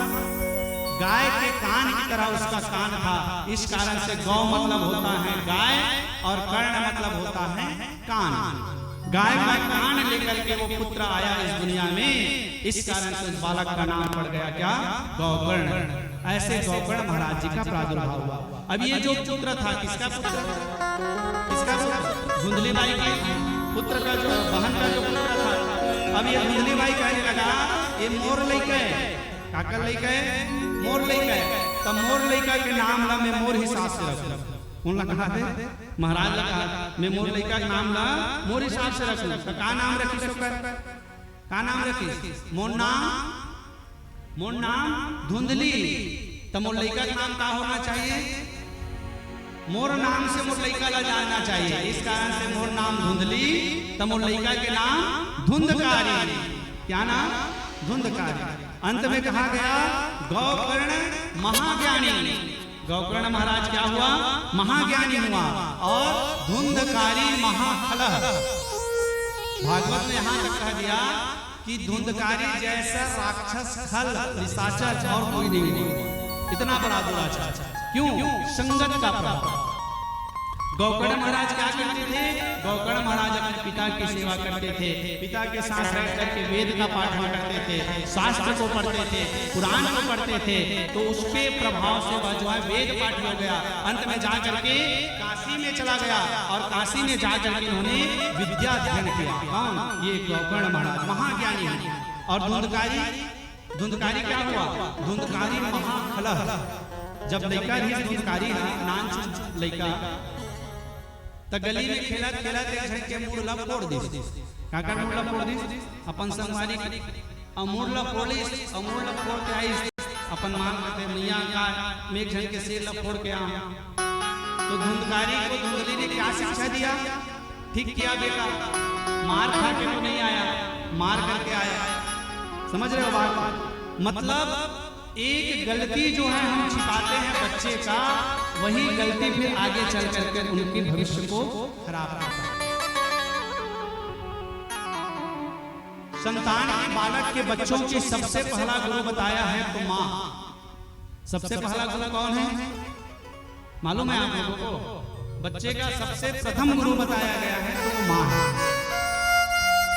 और जो माँ बच्चे को शिक्षा देता है वो शिक्षा के हिसाब से आगे चल करके वो भविष्य को तय करता है। इसलिए कभी भी अपने बच्चे की गलती पे ध्यान अपने बच्चे के गलती को ध्यान नजरअंदाज ना करके उनको जो है सराहना मत, उसकी गलती को उनको डांटो कि ये जो कर रहे हो आपका गलत है, ताकि आगे चल के उनका भविष्य सुधर सके। धुंधकारी जो गलती करता था, धुंधली उनको और बड़ा प्रोत्साहन देता था, ठीक कर रहे हो बेटा, ठीक कर रहे हो। अंत में क्या हुआ? धुंधकारी जो है शराब पीने लगा, मांस खाने लगा, वैश्यागामी करने लगा। अंत में इनके जो ब्राह्मण था, कौन? आत्मदेव नाम का जो ब्राह्मण था, इनके मन को बड़ा ग्लानि हुआ। क्या ग्लानि हुआ? इससे अच्छा तो मैं बिना संतान का था वही उचित था। अंत में गौकर्ण महाराज ने उनको शिक्षा दिया, आत्मदेव जो है वैराग्य को प्राप्त किया। अब जब आत्मदेव वन को चला गया तप करने के लिए, तो धुंधकारी का अत्याचार और बढ़ गया। अब बात रहा है ना, तो कुछ दबाव में रहा है। कौन है? धुंधकारी लड़का मना जब दादा घर में रखे ना, तब कुछ दबाव में रखो। और जिस दिन दादा घर में नहीं रहा है, ते दिन उकर मन के तिहार रखे हैं, रखे तो गा मैं देखे हूँ। अब पिताजी जब निकल गए, वन को चले गए, तो इनका अत्याचार और बढ़ गया। अब क्या करने लगा? शराब तो पीता था, जुआ खेलता था। अंत में 5 गणिकाओं को, 5 वैश्याओं को अपने घर में ला करके रखे लगा। 5 गणिका, और 5 गणिका को जब ला करके रखा, तो अंत में बताया धुंधकारी ने अपने माँ धुंधली को भी मार दिया। किसको मार दिया? किसको मार दिया? जो धुंधली उनकी माँ थी, जो शिक्षा दी थी, अंत में धुंधकारी ने धुंधली को भी मार दिया। और ये 5 गणिकाओं को ला करके घर में रखने लगा, और यही 5 गणिकाओं के साथ रमन करने लगा। गणिका मतलब समझ रहे हैं? वैश्या। वैश्याओं का काम क्या है? जब तक आपके पास पैसा है तब तक तो आपके साथ रहेंगे, और जैसे पैसा खत्म हो गया फिर वो दूसरा पति बना ले। ये गणिकाओं वैश्याओं का काम है। अब धुंधकारी के पास कितने दिन तक पैसा रहेगा? अंत में पूरा धन खत्म हो गया, और जब पूरा धन खत्म हो गया तो ये गणिका लोग सोचने लगे, 5 गणिका क्या, अरे अब धुंधकारी के पास रहकर हम क्या करेंगे? इसके पास तो कोई धन नहीं है, इसलिए अब हमें यहाँ से चलना चाहिए। दूसरी गणिका कहती है, क्या धुंधकारी हमें जाने देंगे? क्या ये धुंधकारी हमें जाने देंगे? ऐसे जीते जीत तो नहीं जाने देंगे, तो कैसे करें? इनको मार देते हैं। किसको मार देते हैं? धुंधकारी को मार देते हैं, और धुंधकारी को मार करके फिर हम यहाँ से रफू चक्कर हो जाते हैं। तीसरी कहते हैं धुंधकारी को मारना क्या असंभव है? संभव है क्या? ऐसे धुंधकारी को मारा जा सकता है? तो कैसे मारे? तो बताया गया रात्रि को धुंधकारी सो रहा था, कहाँ? खाट में। तो ये लोग क्या किए, गणिका लोग अर्धरात्रि को जब धुंधकारी गहरी नींद में चले गए तो बड़ा सा विशाल सा पत्थर को उठाया और विशाल से पत्थर को उठा करके ला करके सीधा धुंधकारी के सिर पे धाम से फिर बताया गया धुंधकारी का प्राण का अंत नहीं हुआ, नहीं मरा धुंधकारी। क्यों नहीं मरा धुंधकारी? क्योंकि वो किच्चक था। किच्चक मतलब समझ रहे हो? जोंक देखे हो? जोंक का मारे पर बहुत समय लगा, इसमें नहीं मरे जोंक। ऐसे टाइप का किच्चक था कौन? धुंधकारी, जिसको मारने के लिए बहुत उपाय किया, नहीं मरा। अंत में बताया क्या, बड़ा बड़ा जो लकड़ी जल रहा था, लकड़ी का अंगूठा क्या बोलता है? गेठा बोलता है। लकड़ी बड़ा बड़ा गोला जो जल रहा था गेठा, वो लकड़ी के गेठा को नाया और ला करके उसके मुख में डाला गया। किसके मुख में? धुंधकारी के मुख में डाला। और जब धुंधकारी के मुख में डाला तब कहीं जा करके धुंधकारी का प्राण का अंत हुआ, प्राण जो है पखेरु उड़ गए। अब बताओ धुंधकारी कहाँ जाना चाहिए? धुंधकारी का प्राण उड़ गया, धुंधकारी कहाँ जाएंगे? स्वर्ग जाएंगे कि नरक जाएंगे? कहाँ भेजे जल्दी बताओ? स्वर्ग भेज दें? कहाँ भेजे भैया? पप्पू भैया क्यों? जो पापी लोग रहता है वो कहाँ जाता है? नरक को जाता है। और जो पुण्य आत्मा रहते हैं वो कहाँ जाता है? स्वर्ग को जाता है। समझ रहे हो बात? लेकिन धुंधकारी तो पापियों से भी महापापी, इनको नरक में भी जगह नहीं मिला। ध्यान देंगे, नरक में कौन जाता है? पापी। और जो महापापी रहता है उनको नरक से भी निकाल दिया जाता है, भगो तुम्हारे लिए यहाँ कोई जगह नहीं है। तब वो कहाँ चला जाता है? तो नरक से ऊपर बताया गया है भूत प्रेत, ये जो बनता है जीवात्मा, जो महापापी रहता है वो क्या बनता है? भूत बनता है, प्रेत बनता है, बैताल बनता है, डाकनी बनता है, साकनी बनता है, चुड़ैल बनता है। ये जो कर्म के हिसाब से, समझ आ रही है? तो ये जो धुंधकारी था पाप कर्म के हिसाब से कौन सी योनि में चला गया? कौन सी योनि में? प्रेत योनि में चला गया। कहाँ चला गया? प्रेत योनि में। और जब प्रेत योनि में गया तो अब प्रेत बन करके अब ये भटकने लगा इनका जो आत्मा है। और प्रेत बन करके भूत बन करके क्या करता था? गांव में आता था और गांव में आकर के छप्पड़ को मारता था, छानी लगी डाल। भूत मन हाँ पहली आवे थे, हम तो नहीं देखे, पहले कौन बताया है? भूत आवे भूत तक छानी खबरला ठठावे गिरा दे, काबर गिरा के छानी खबरला, काबर भूत का है हवा। भूत क्या है? उनको कोई देखता और वो सबको देखता, वो सबको देखता। तो वो ये आकलन कराना चाहता है कि मेरे को भी देखो आप सब लोग, इसलिए खप्पर को पीटता है, छानी को पीटता है। गांव वाले परेशान हो गए। अंत में गौकर्ण महाराज आया, कहां से? काशी से विद्या अध्ययन करके। सभी ने बताया गौकर्ण महाराज जी क्या आपका जाने के बाद आपका भाई धुंधकारी मर गया, प्रेत योनि में चला गया, और प्रेत योनि में जाने के बाद आज वो भटक रहा है आत्मा, आप कुछ करिए। गौकर्ण महाराज ने फिर सूर्य नारायण भगवान का उपासना किया, और सूर्य नारायण भगवान का जब उपासना किया तो कहा गौकर्ण तुम जो है अपने भाई के लिए ध्यान देंगे। क्या कहा सूर्य नारायण ने? आप अपने भाई के लिए श्रीमद् भागवत महापुराण की कथा का आयोजन करो। किसका आयोजन करो? श्रीमद् भागवत महापुराण की कथा का आयोजन करो। और श्रीमद् भागवत महापुराण की कथा को यदि वह सुन लेगा तो निश्चय है वो कितनों से कितनों बड़ा पापी क्यों ना हो, जिसके निमित्त से श्रीमद् भागवत महापुराण की कथा हो जाती है, उनको मुक्ति मिल जाता है। ये निश्चित है, ये भागवत कथा। सूर्य नारायण के कहने पर गौकर्ण महाराज ने श्रीमद् भागवत महापुराण की कथा का वाचन किया। और जब वाचन किया तो ये जो क्या बोलते हैं धुंधकारी, ये धुंधकारी तो अब हवा था, हवा बन करके आया। अब हवा को एक जगह ठहरने वाला नहीं है, ठहर सकता है क्या हवा? तो क्या किया गौकर्ण महाराज ने अपने मंत्र से जल लिया और जल लेकर के मंत्र के द्वारा वो धुंधकारी के जो आत्मा था हवा के रूप में, वो आत्मा को ले जाकर के कहाँ बिठा दिया?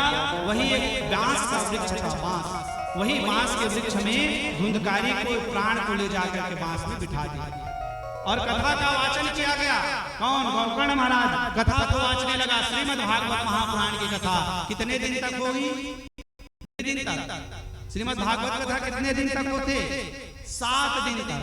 सप्ताह यज्ञ कितने दिन तक? 7 दिन की कथा जैसे उन्होंने वाचना प्रारंभ किया। कौन? गोकर्ण महाराज। तो बताया गया जैसे 1 दिन की कथा समाप्त हुआ, बताया गया वो बांस का पहला ग्रंथि मतलब पहला गांठ फट गया। दूसरा कथा समाप्त हुआ, बांस का दूसरा गांठ फट गया। तीसरा दिन का कथा समाप्त हुआ, बांस का तीसरा गांठ फट गया। चौथा दिन की कथा समाप्त होने पर चौथे गांठ फट गया। ऐसे करते करते 7 दिन की जब ये कथा पूर्ण हुई तो बताया गया वो बांस में जो गोकर्ण महाराज का भाई धुंधकारी का जीवात्मा था, वह बांस पूरा फट गया, 7 ग्रंथि फट गई और वही बांस के ग्रंथि से जो है धुंधकारी जी महाराज प्रकट हो गए। स्वर्ग से विमान आया और स्वर्ग से विमान आकर के वो धुंधकारी के जो जीवात्मा है उनको भगवत धाम की ओर ले चला। सभी भागवत की सराहना करने लगा। भागवत कथा तुम्हारी जय हो, तुम्हारी जय हो, तुम्हारी जय हो। इतनी शक्ति है ये भागवत कथा, इसलिए इसकी महत्व की कथा मैं बता रहा हूँ। कितनी शक्ति है समझ आ रहा है? समझ आ रहा है कि नहीं आ रहा है? कितनी शक्ति है जो धुंधकारी जैसे पापी का उद्धार कर सकता है। श्रीमद् भागवत महापुराण, तो क्या हम जैसे छोटे मोटे पापी का उद्धार नहीं होगा? नहीं होगा क्या? नहीं पप्पू भैया, हमारे मन के थोड़ा तय है। जब धुंधकारी जैसे पापी का उद्धार हो सकते, हम तो छोटे मोटे पापी हैं, इसे कहा हमरो उद्धार हो। तो कब हुई? हम जब ये कथा ला ध्यान पूर्वक श्रवण करबो, के शरण में जाबो, भागवत के शरण में जाबो। और बताया गया उस दिन से जहां भी भागवत कथा होती है, ध्यान देंगे, जहां भी भागवत कथा होती है आज भी बांस का 7 ग्रंथि लगाया जाता है। ये लगा हुआ है सामने, देखिए बांस का वृक्ष के तौर पे एक बांस गड़ाया जाता है, उसमें 7 नारियल बांधा जाता है। कितने नारियल? पहले दिन की कथा में पहला नारियल तोड़ा जाता है, 7 दिन की कथा में 7 नारियल तोड़ा जाता है। इसको क्यों बनाया जाता है? क्यों बनाया जाता है? समझ आ रही है? क्यों बनाया जाता है? कहाँ बनाया जाता है? नहीं जाना? बताओ। ये कथा ला कई जन जीव आत्मा भी सुने बरा है, समझा तो बात? तो कैसे आए? हवा बनकर।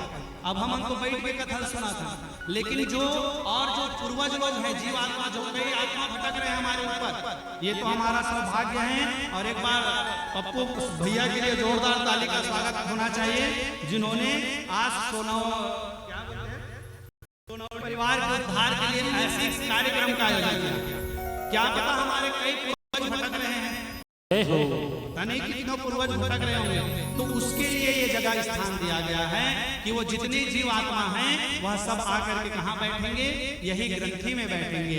और यही ग्रंथि में बैठेंगे। पहले दिन की कथा में पहला नारियल तोड़ा जाएगा और निश्चित है यदि यह कथा ध्यान पूर्वक आप लोग श्रवण करेंगे, ध्यान पूर्वक समर्पण भाव से यह कथा होगा, तो निश्चित है जितने भी हमारे पूर्वज हैं वो भी आत्मा यदि भटक रहा है तो निश्चय है उनका भी उद्धार होगा। और ये तो तय है, जिसके निमित्त से हो रहा है वो तो आएगा ही।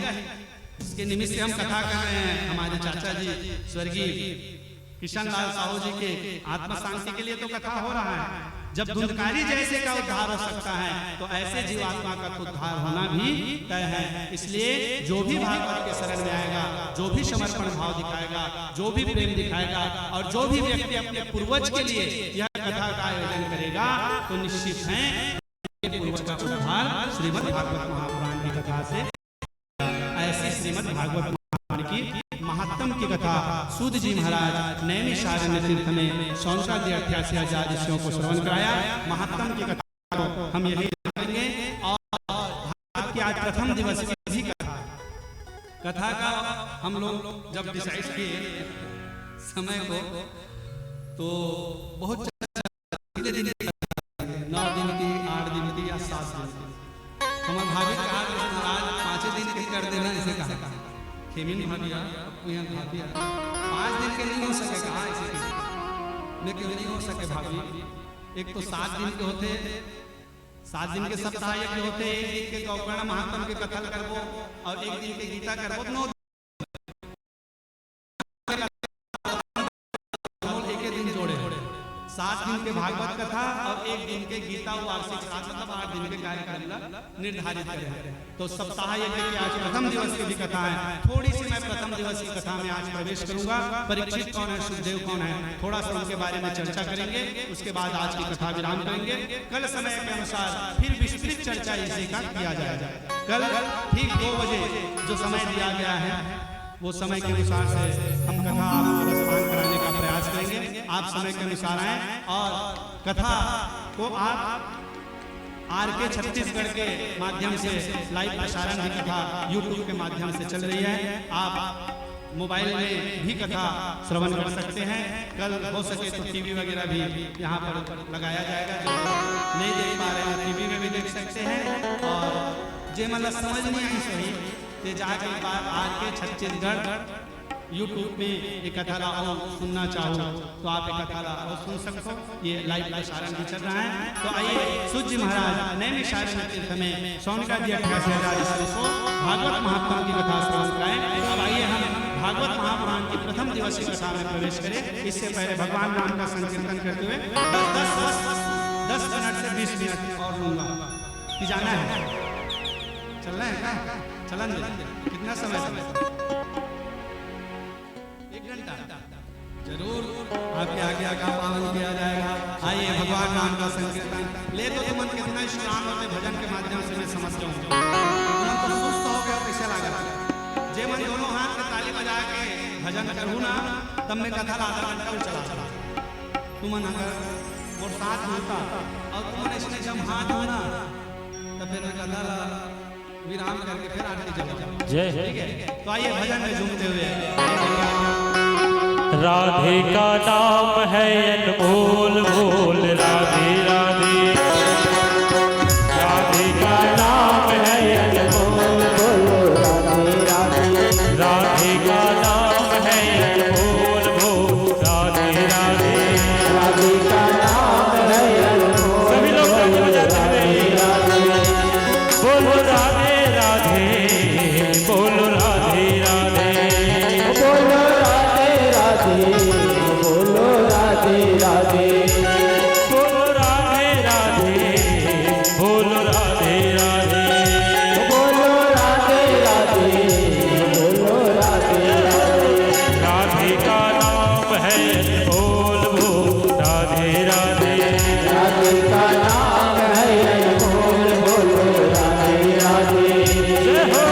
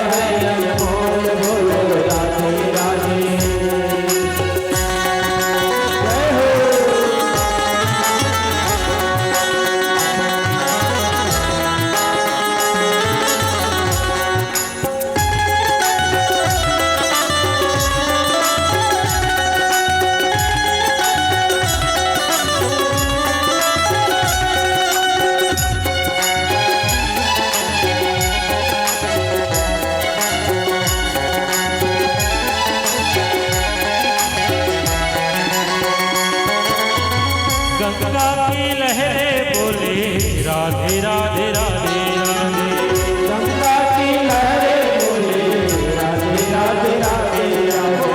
गंगा की लहरें बोले राधे राधे राधे राधे। गंगा की लहरें बोले राधे राधे राधे राधे। सृष्टि के कण कण बोले राधे राधे राधे राधे। सृष्टि की कण कण बोले राधे राधे राधे बोलो। राधे का नाम है अनमोल बोल राधे राधे। राधे का नाम है अनमोल बोल राधे राधे। राधे का नाम है अनमोल बोल राधे राधे। राधे का नाम है अनमोल बोल राधे राधे। राधे का नाम है अनमोल बोल राधे राधे। राधे का नाम है अनमोल बोल राधे राधे। सभी लोग कहेंगे राधे राधे। श्याम से मिला दे। जय हो। वरुण देवता तक को प्रसन्न है।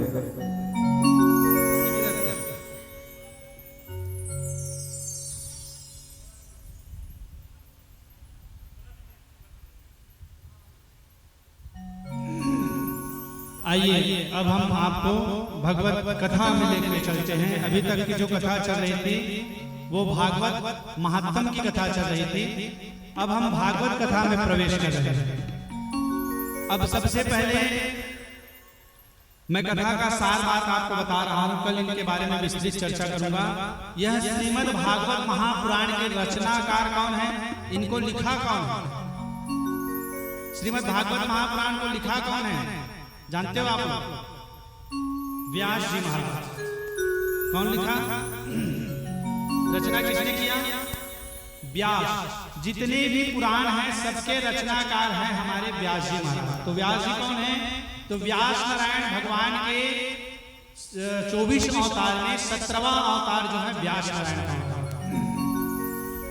इनको व्यास क्यों कहा गया? इन्होंने वेदों का विस्तार किया, पुराणों का विस्तार किया, इस कारण से इसको व्यास कहा गया।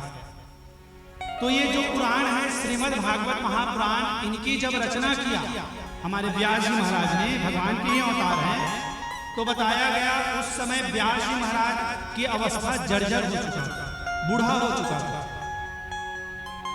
मन में खेद बना हुआ था कि मैंने इतने पुराणों का रचना किया। अंत में बताया महाभारत भी लिखा व्यास जी महाराज, फिर भी उनके मन को संतुष्टि नहीं मिला। तो नारद ने से पूछा कि मन को संतुष्टि कैसे मिलेगी? तो नारद ने कहा आप कृष्ण पे आधारित एक पुराण लिखे, और कृष्ण पे आधारित यदि आप पुराण लिखोगे तो आपके मन को शांति मिल जाएगी। तब नारद के कहने पर व्यास जी महाराज उस समय बूढ़ा हो चुका था, तो लिख नहीं पा रहा था, उनका हाथ कांप रहा था। तो गणेश जी को लिखने का काम दिया गया कि हे गणेश जी आप लिखने का काम करो। तो ये जो पुराण है इनको व्यास जी महाराज कहते थे, और गणेश जी भगवान जो है इनको लिखते थे, इस कारण से इसको दिव्य पुराण कहा। व्यास जी महाराज ने इसकी रचना किया। इसका 18,000 श्लोक है। ये पुराण में कितना श्लोक? 18,000 श्लोक पुराण श्रीमद् भागवत महापुराण, जिसको सुखदेव जी महाराज ने राजा परीक्षित को श्रवण कराया। आप ध्यान देंगे कथा को किसने श्रवण कराया? किसने श्रवण कराया? श्रीमद् भागवत महापुराण की कथा को किसने सुनाया? सुखदेव जी ने। किसको सुनाया? किसको सुनाया? परीक्षित को। और आज भी जहां भी भागवत कथा होती है तो जो जजमान बैठता है उनको क्या कहते हैं? क्या कहते हैं? परीक्षित कहते हैं। और जो कथा का वाचन करता है, कथा जो कहता है, उनको क्या कहा जाता है? सुख कहा जाता है, सुखदेव कहा जाता है। तो कथा तो कितनों ने कहा और कितनों ने सुना, ध्यान देंगे आप। कथा सूत जी महाराज ने भी कहा, 88,000 ऋषियों ने कथा श्रवण कहा। यही कथा को गौकर्ण महाराज ने भी कहा, यही कथा को संकालिक ने भी कहा, और यही कथा को विदुर जी महाराज ने भी कहा, मैत्री जी को श्रवण करा। भागवत के भी 4 घाट, जैसे रामचरितमानस में 4 घाट बताया गया। 4 जगह पे कथा हुआ, और 4 वक्ताओं ने कथा कहा, और 4 श्रोताओं ने कथा श्रवण किया रामचरितमानस में। आप सब जानते हैं उसको। कौन है? कौन है चेतन भैया? कौन कौन है? वक्ता श्रोता बताओ तो रामचरितमानस का। काग भसुंडी गरुड़ प्रति और याज्ञवल्क भरद्वाज और महादेव विद्यापति और तुलसी संत समाज। काग भसुंड ने गरुड़ को कथा श्रवण कराया, याज्ञवल्क ने भरद्वाज को कथा श्रवण कराया, महादेव ने भवानी को कथा श्रवण कराया और तुलसीदास ने संत समाज को कथा श्रवण कराया। ऐसे ही भागवत को भी 4 लोगों ने 4 वक्ताओं को 4 जगह कथा हुआ। सुखदेव ने परीक्षित को श्रवण कराया, सनकादिक ने भक्ति ज्ञान वैराग्य को श्रवण कराया, शुद्ध जी महाराज ने 88,000 ऋषियों को श्रवण कराया और विदुर जी ने मैत्री जी को श्रवण कराया। लेकिन नाम यदि फेमस हुआ तो किसका हुआ? सुखदेव जी का और राजा परीक्षित का। क्यों हुआ सुखदेव और राजा परीक्षित का नाम फेमस? तो इसलिए हुआ, सुखदेव जैसे आज तक कोई वक्ता नहीं हुआ है और परीक्षित जैसे आज तक कोई श्रोता नहीं, क्योंकि समर्पण भाव था परीक्षित में। संतों का कहना है जब कथा होता था ना उस समय सुखदेव जी कहते थे राजा परीक्षित के सामने हरिद्वार में, तो समय का कोई पाबंदी नहीं है। चालू मतलब चालू, सुबह कथा चालू हो गई तो शाम तक रात तक कथा चले। लेकिन न परीक्षित का है बंद कर कथा लगे, न सुखदेव का है बंद कर तो कथा लगे। यहाँ तो हम 2 घंटा 3 घंटा बैठ सकता।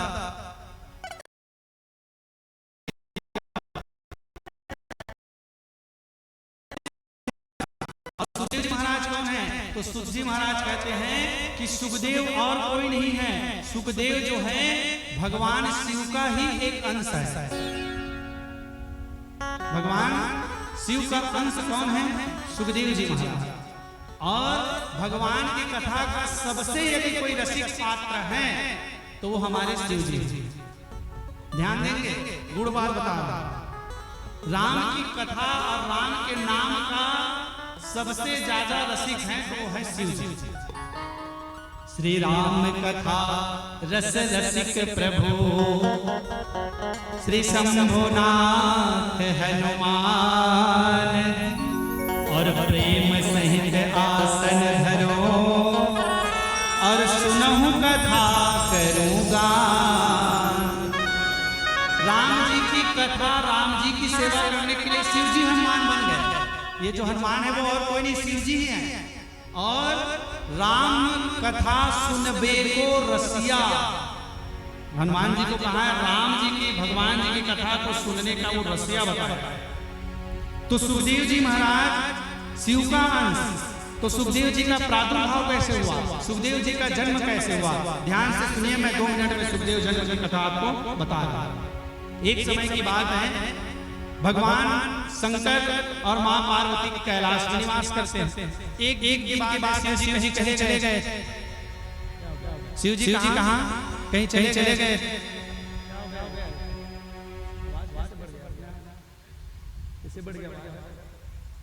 तो पार्वती बैठी हुई थी, कहां बैठी हुई थी? कैलाश में। तो एक दिन नारद जाकर के पार्वती को कहने लगे, मैया क्या है, शिव जी कहां है? पता नहीं, नारद कहीं गए हुए। तो आज देखिए देवर्षि नारद जो है मां पार्वती से कहते हैं कि मैया भगवान शंकर है, थोड़ा सब बात ला बताते कि नहीं बताए? सब बात ला बताते नारद। तो जाना था इसका एक बात, हाँ बताना का बात। तब भगवान शंकर मरे काबन नहीं मरे। अब वो जो हम माला पहने हैं, भगवान शंकर का पहने हैं, माला पहने हैं। कौन से माला पहने हैं? मूड़ी के माला। वो मूड़ी के माला क्या करे? तेरा पूछबे, वो जितना माला है वो तोरे माला है। कौन लगा मैया लगा पार्वती लगा। तोर कई बार जन्म हुए और शंकर मरे नहीं, और ते मरथस ना तो तोर मुड़िल निकाल लेते हो, और मुड़िल निकाल के ना गूंथ के ओला पहनते हो। जितना मुड़ी है ना वो सब तोर मुड़ी है। ते कई बार मर चुके हैं और शंकर का है अविनाशी है। तब पूछी नारद, हे नारद भगवान शंकर का बन्नी मरे, शंकर का बन्नी मरे तेला बता तक ही वो कहानी जानते हैं, कहानी का जानते हैं, कथा कथा। और वही कथा के प्रभाव से भगवान शंकर नहीं मरे।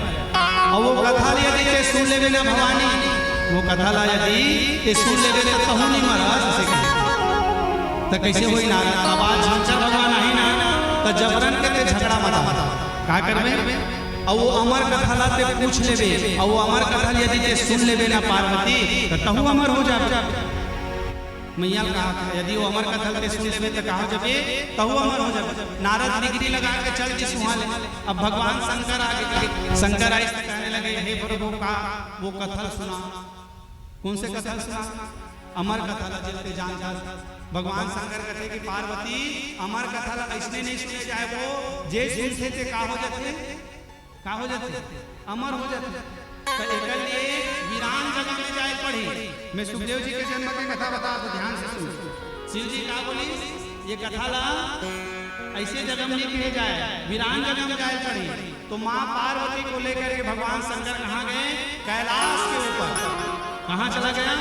कैलाश के ऊपर। और पार्वती को भगवान शंकर जो हैं वही अमर कथा को श्रवण करा रहे हैं। कौन से अमर कथा को?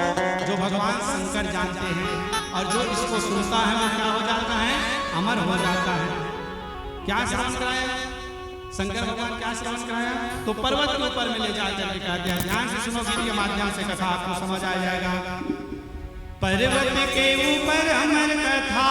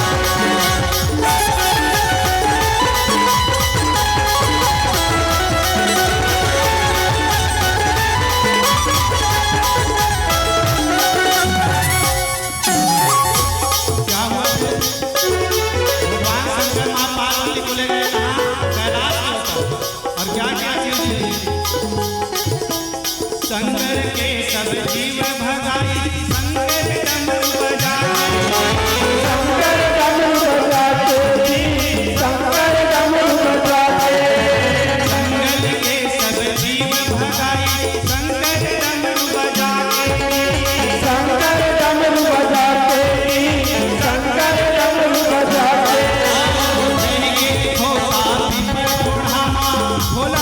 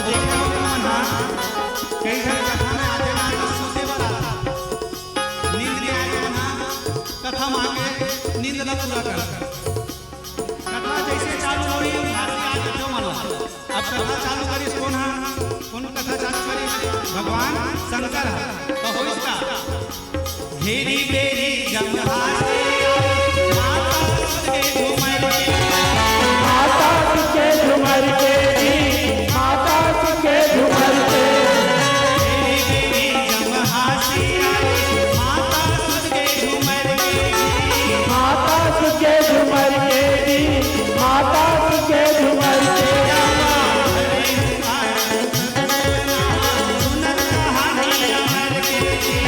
सुनत कहानी अमर के सुनत कहानी अमर के जीव पड़े फुलहार नामा सुनत कहानी अमर के सुनत कहानी अमर के सुनत कहानी अमर के हरे पुकारो तब सुना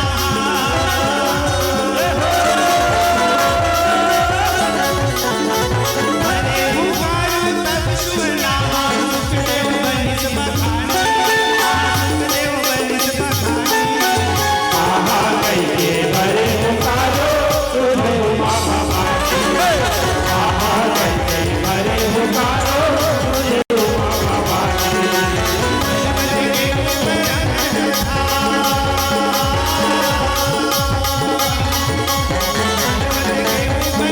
भोला सुना मैं कहानी भोला सुना मैं कहानी आहा कैके भरे पुकारो सुने उमा भवानी आहा कैके भरे पुकारो सुने उमा भवानी आहा कैके भरे पुकारो सुने उमा भवानी आहा कैके भरे पुकारो सुने उमा भवानी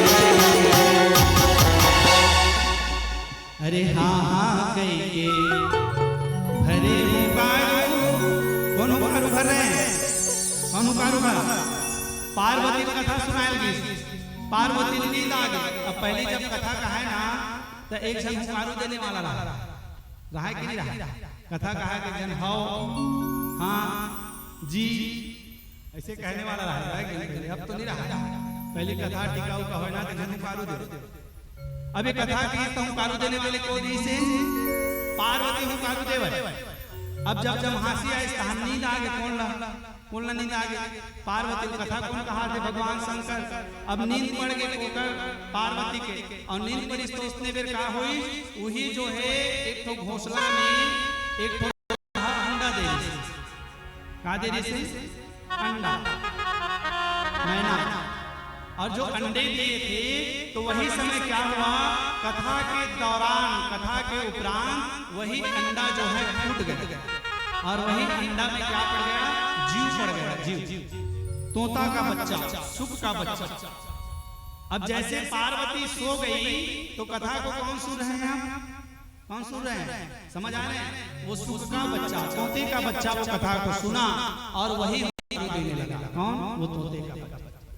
अब कथा जैसे समाप्त हुआ अब कथा समाप्त हुई तो भगवान शंकर बगल में देखी पार्वती कैसे चाल गई तो पार्वती तो लठर गए नींद अब जब लठने से कहते पार्वती सूझ गई तो हुकारू कौन दी इतना बेले जो हुकारू दे दे देखो नहीं तो देखिस तो घोसला में का देखिस वो तोता के बच्चा वो सुख के बच्चा को देखे भगवान शंकर ने तुरंत त्रिशूल को उठाया और त्रिशूल को उठा करके वो सुख के बच्चे को तोते के बच्चे को मारने के लिए त्रिशूल उठाया। ये सुख का बच्चा भगा वहां से भगते भगते भगते भगते कहाँ गया यही व्यास नारायण की जो पत्नी है वो आंगन को झाड़ू लगा रही थी उसी समय जमहासी आया और जमहासी आया तो क्या किया ये सुख का जो बच्चा था ये त्रिशूल के डर के मारे जा करके वही मुख्य द्वार से जो है गर्भ में जा करके प्रविष्ट हो व्यास नारायण की पत्नी के गर्भ में चला पेट में चला अब इधर भगवान शंकर आया और शंकर आकर के व्यास जी को देखा बाहर में व्यास जी ने शिव को नमस्कार किया शिव जी ने व्यास को नमस्कार किया पूछा शिव जी आप कैसे आ रहे हो बताया क्या बताएं व्यास जी एक सुख का जो बच्चा है वो कथा अमर कथा को सुन लिया है उसी को मैं ढूंढ रहा हूँ मारने के लिए। व्यास नारायण कहते हैं कैसे भगवान आप सचमुच भोला भाला कहते हैं मतलब सचमुच भोला भाला कैसे जी तो कहा आप अभी क्या कहेंगे अमर कथा को सुन लिया कौन सुन लिया सुख का बच्चा और जो अमर कथा को सुन लिया वो क्या हो गया क्या हो गया? तत्ते वो कैसे मार गए? जब अमर कथा सुन के वो अमर हो गए तो बोला ते कैसे मार गए? तेरी मार सकत। शिव जी को समझाया, भगवान शंकर वहां से चला गया। अब कुछ समय बीता, एक साल क्या कौन? व्यास नारायण। क्या 9 महीना के बाद ये लड़का तो जरूर बाहर आए पेट ले। 1 महीना 2 महीना 3 महीना ज्यादा ये महीना 9 महीना में हो 10 महीना कई जन 10 महीना में होते। अब 10 महीना इंतजार करी, 9 महीना इंतजार करी, 10 महीना इंतजार करी, 1 साल इंतजार करे। होना व्यास नारायण भगवान अब लड़का ही पेट से बाहर। 1 साल बीत गए, 2 साल बीत गए, 3 साल बीत गए, 4 साल बीत गए, 12 साल बीत गया, लेकिन वो बच्चा बाहर आने का नाम नहीं ले रहा। क्यों बाहर नहीं आ रहा? क्योंकि उनको डर है, मैं यदि बाहर जाऊंगा तो यही माया के जाल में मैं क्या है फिर से फंस जाऊंगा, फिर से मेरे को त्रिशूल क्या काल है, वो काल फिर मेरे को ग्रसित करेगा, फिर मैं जीवन जीऊंगा, उस समय के बाद फिर मर जाऊंगा। हम यहाँ आए हैं तो जाएंगे, जीवन मरण का फेरा है, ये जो आया है सो जाएगा। और ये यही सोच रहा है सुख का बच्चा, मैं इस दुनिया में जाऊंगा तो आज तो जा रहा हूँ, कल के समय में मेरे को फिर से वहां से वापस आना पड़ेगा, माया के जाल में मैं फंस जाऊंगा, प्रभु को भूल जाऊंगा, कथा को भूल जाऊंगा, तो मैं बाहर जाने वाला। अब दोनों का वार्तालाप हुआ। देखिए व्यास नारायण बाहर है, वो भी भगवान है, और वो सुख का बच्चा कहाँ है? ये भी शिव का अवतार है। दोनों ने अंदर बात कर रहे हैं। ये कह रहा है व्यास नारायण जी बाहर निकल, कौन लगा सुख के बच्चा बाहर निकलो, कितने दिनों तक रहोगे वहां? सुख कहने लगा मैं बाहर आने वाला नहीं हूँ। क्योंकि बाहर आऊंगा तो ये माया के जाल में मैं फंस जाऊंगा। तो कैसे बाहर आओगे? तो अंत में कहा यदि मायापति आकर के मेरे को कहे। देखिए वो सुख का बच्चा क्या कह रहा है, कितना दिमाग वाला कथा सुना, जिसके प्रभाव से सुख का बच्चा क्या कह रहा है, वो जो मायापति है, जो जगत का पिता है, जो जगत का पालनहार है, वो नारायण आकर के मेरे से वादा करे। किसको कह रहा है? नारायण आकर के मेरे से वादा करे क्या? कि मेरी बनाई हुई माया तुम्हें नहीं व्यापेगा, तुम्हें नहीं ग्रहण करेगा। यदि वो आकर के वादा करे तब मैं बाहर आने के लिए तैयार। किसको कहा? व्यास नारायण। और व्यास नारायण कौन है? व्यास नारायण पहले बताया मैं, भगवान के जो 24 अवतार हुआ है हमारे बिहारी जी का, वो 24 अवतार में 17वां अवतार व्यास नारायण है। अब वो खुद बिहारी जी बन गए, और बिहारी जी बन करके उनसे वादा किया भैया ये बाहर निकल, और मोर माया बोला नहीं व्यापते जल्दी बाहर। तब वो जो मायापति ने आकर के उनसे वादा किया कि मेरी माया आपको नहीं व्यापेगा, तब कहीं जाकर के सुख का बच्चा 12 वर्ष के बाद व्यास नारायण की जो पत्नी थी उनके गर्भ से बाहर आया, और उसी बालक का नाम पड़ गया क्या नाम पड़ा? सुखदेव। प्रेम से बोलिए सुखदेव महाराज की जय हो। सुख का बच्चा था, तोता का बच्चा था, इस कारण से उस बालक का नाम पड़ गया सुखदेव। जैसे सुखदेव बाहर आया, व्यास नारायण कहने लगा बेटा 2-3 दिन तो कम से कम रुक जाओ। ये कहने लगा मैं बोला था मैं जैसे बाहर आऊंगा माया को मैं व्याप्त नहीं होऊंगा, मैं भगवान को पाने के लिए तप करने के लिए जंगल चला जाऊंगा। अंत में व्यास ही कहने लगा ठीक है आप वैराग्य को धारण करोगे, मैं मान रहा हूँ, लेकिन मैंने पुराण को लिखा है, दिव्य पुराण में जो लिखा हूँ वह दिव्य पुराण में बेटा आप इस पुराण को साथ में रखो, और जब जन कल्याण की बात आए, किसी को जब जरूरत पड़ जाए, तब यह पुराण को आप उनको वाच करके कथा को कह करके उनको सुना देना। अब वो पुराण को जो लिखा था व्यास नारायण भगवान जिन्होंने श्रीमद् भागवत महापुराण की रचना किया था, वह श्रीमद् भागवत महापुराण को किसको दे दिया? किसको दे दिया? सुखदेव जी को दे दिया, सुखदेव मुनि को दे दिया। अब यही समय आने पर सुखदेव जी महाराज ने राजा परीक्षित को यह कथा श्रवण कराया। अब ये राजा परीक्षित कौन है? इनकी कथा 5 मिनट बताऊं, इसके बाद कथा विराम करूंगा। बताऊं परीक्षित कौन है? तो परीक्षित है पांडव वंश। परीक्षित कौन है? कल इसका विस्तृत चर्चा करूंगा परीक्षित के बारे में। पांडव वंश, किसके वंश का? पांडव में कौन कौन है? 5 पांडव का नाम बता सकते हो? कोई बता सकते हो? नहीं बता सकते। अच्छा महाभारत के युद्ध काकर साथ हुए? काकर साथ हुए? कौरव पांडव। पांच पांडव में धर्मराज युधिष्ठिर, भीम, अर्जुन, नकुल और सहदेव, ये 5 पांडव कहलाए। पांडु का पुत्र था इसलिए इसको पांडव कहा। पांडु और धृतराष्ट्र, पांडु और धृतराष्ट्र ये दोनों भाई। धृतराष्ट्र के जो पुत्र हुआ उसका नाम हुआ दुर्योधन, और पांडु के जो पुत्र हुआ उसका नाम हुआ पांडव। 5 पांडव, नकुल, भीम, सहदेव, अर्जुन, ये इत्यादि। लेकिन अर्जुन के जो पुत्र हुआ उसका नाम हुआ अभिमन्यु। क्या नाम हुआ? अभिमन्यु, जो चक्रव्यूह रचना में मारा गया। कौन सी रचना में मारा गया? और अभिमन्यु की पत्नी का नाम हुआ उत्तरा। क्या नाम हुआ? ध्यान से सुनो, पर मैं पूछ सकता हूं ये बात। और उत्तरा के जो पुत्र हुआ उसका नाम पड़ा परीक्षित। कौन है परीक्षित? समझ आ गया? नहीं आया? चलो,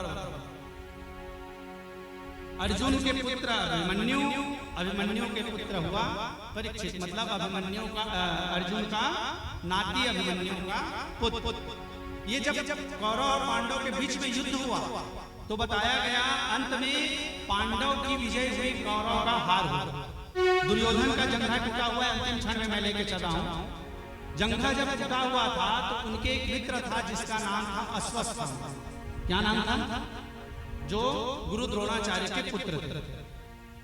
अश्वत्थामा ने पूछा दुर्योधन से कि मित्र, मैं आपके लिए क्या कर सकता हूं? तो कहा, मेरे अंतिम इच्छा यह है कि जिस पांडव ने मेरा ये हाल किया है वो 5 पांडव के सिर को आप ला करके मेरे सामने रख सकते हो क्या?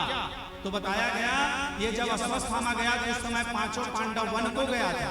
5 पांडव के 5 पुत्र था, उसके सिर को काटा। कौन काटा? अश्वत्थामा। ला करके दुर्योधन को दिया। अर्जुन ने संकल्प लिया कि जिस किसी ने मेरे पुत्र का सर को काटा है उनको सुबह होते ही प्राण दंड दे दिया। अंत में इनको अश्वत्थामा है जब पता चला तो अश्वत्थामा भगवान कन्हैया के शरण में गया। तब अंत में भगवान कृष्ण के कहने पर उनके बाल को काट करके काला पोत करके उनको जीवन दान दिया गया। इसी बात का इनको ग्लानि था, किसको? अश्वत्थामा।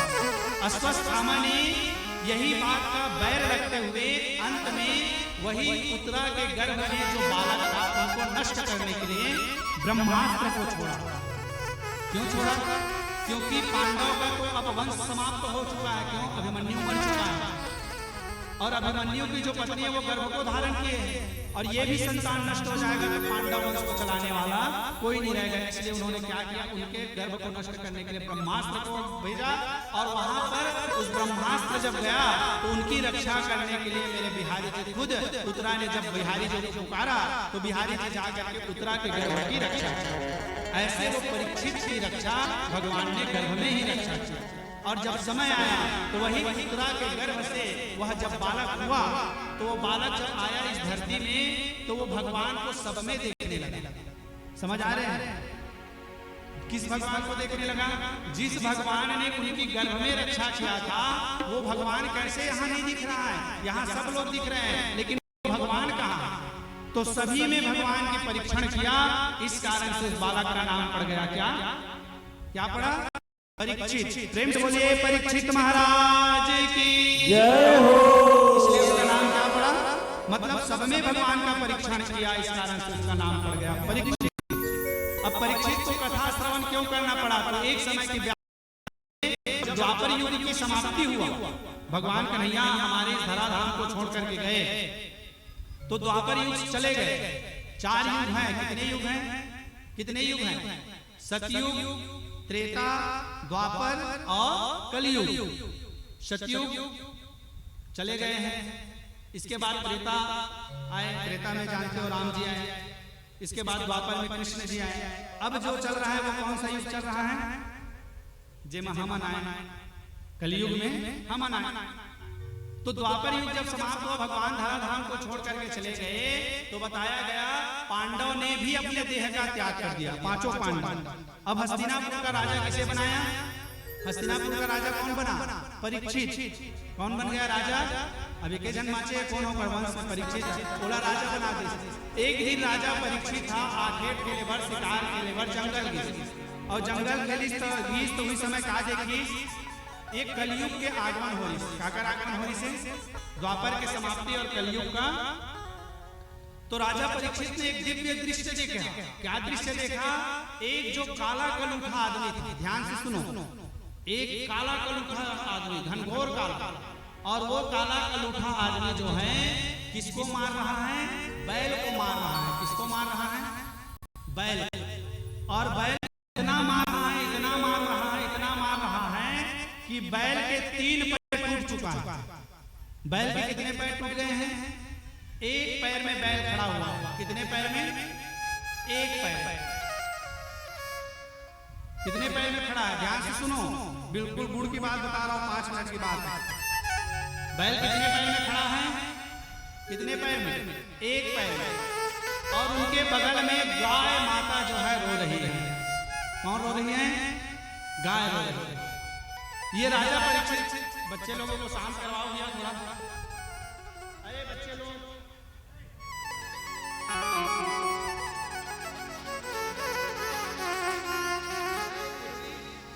पूर्वी बेटा हल्ला मत करो, हल्ला करने तो उधर जाओ ना जी, खेलो ना उधर, पीछे जाके खेलो, इधर कथा सुन रहा है, डिस्टर्ब हो रहा है। अच्छा मैं क्या बता रहा था? क्या बताते रहे हो? बैल है, एक पैर में खड़े हैं, एक पैर में, एक पैर में, बगल में कौन रो रही है? गाय माता। और एक काला कलूठा आदमी किसको मार रहा है? बैल को मार रहा है। अब बताओ क्या बैल एक पैर में खड़ा हो सकता है?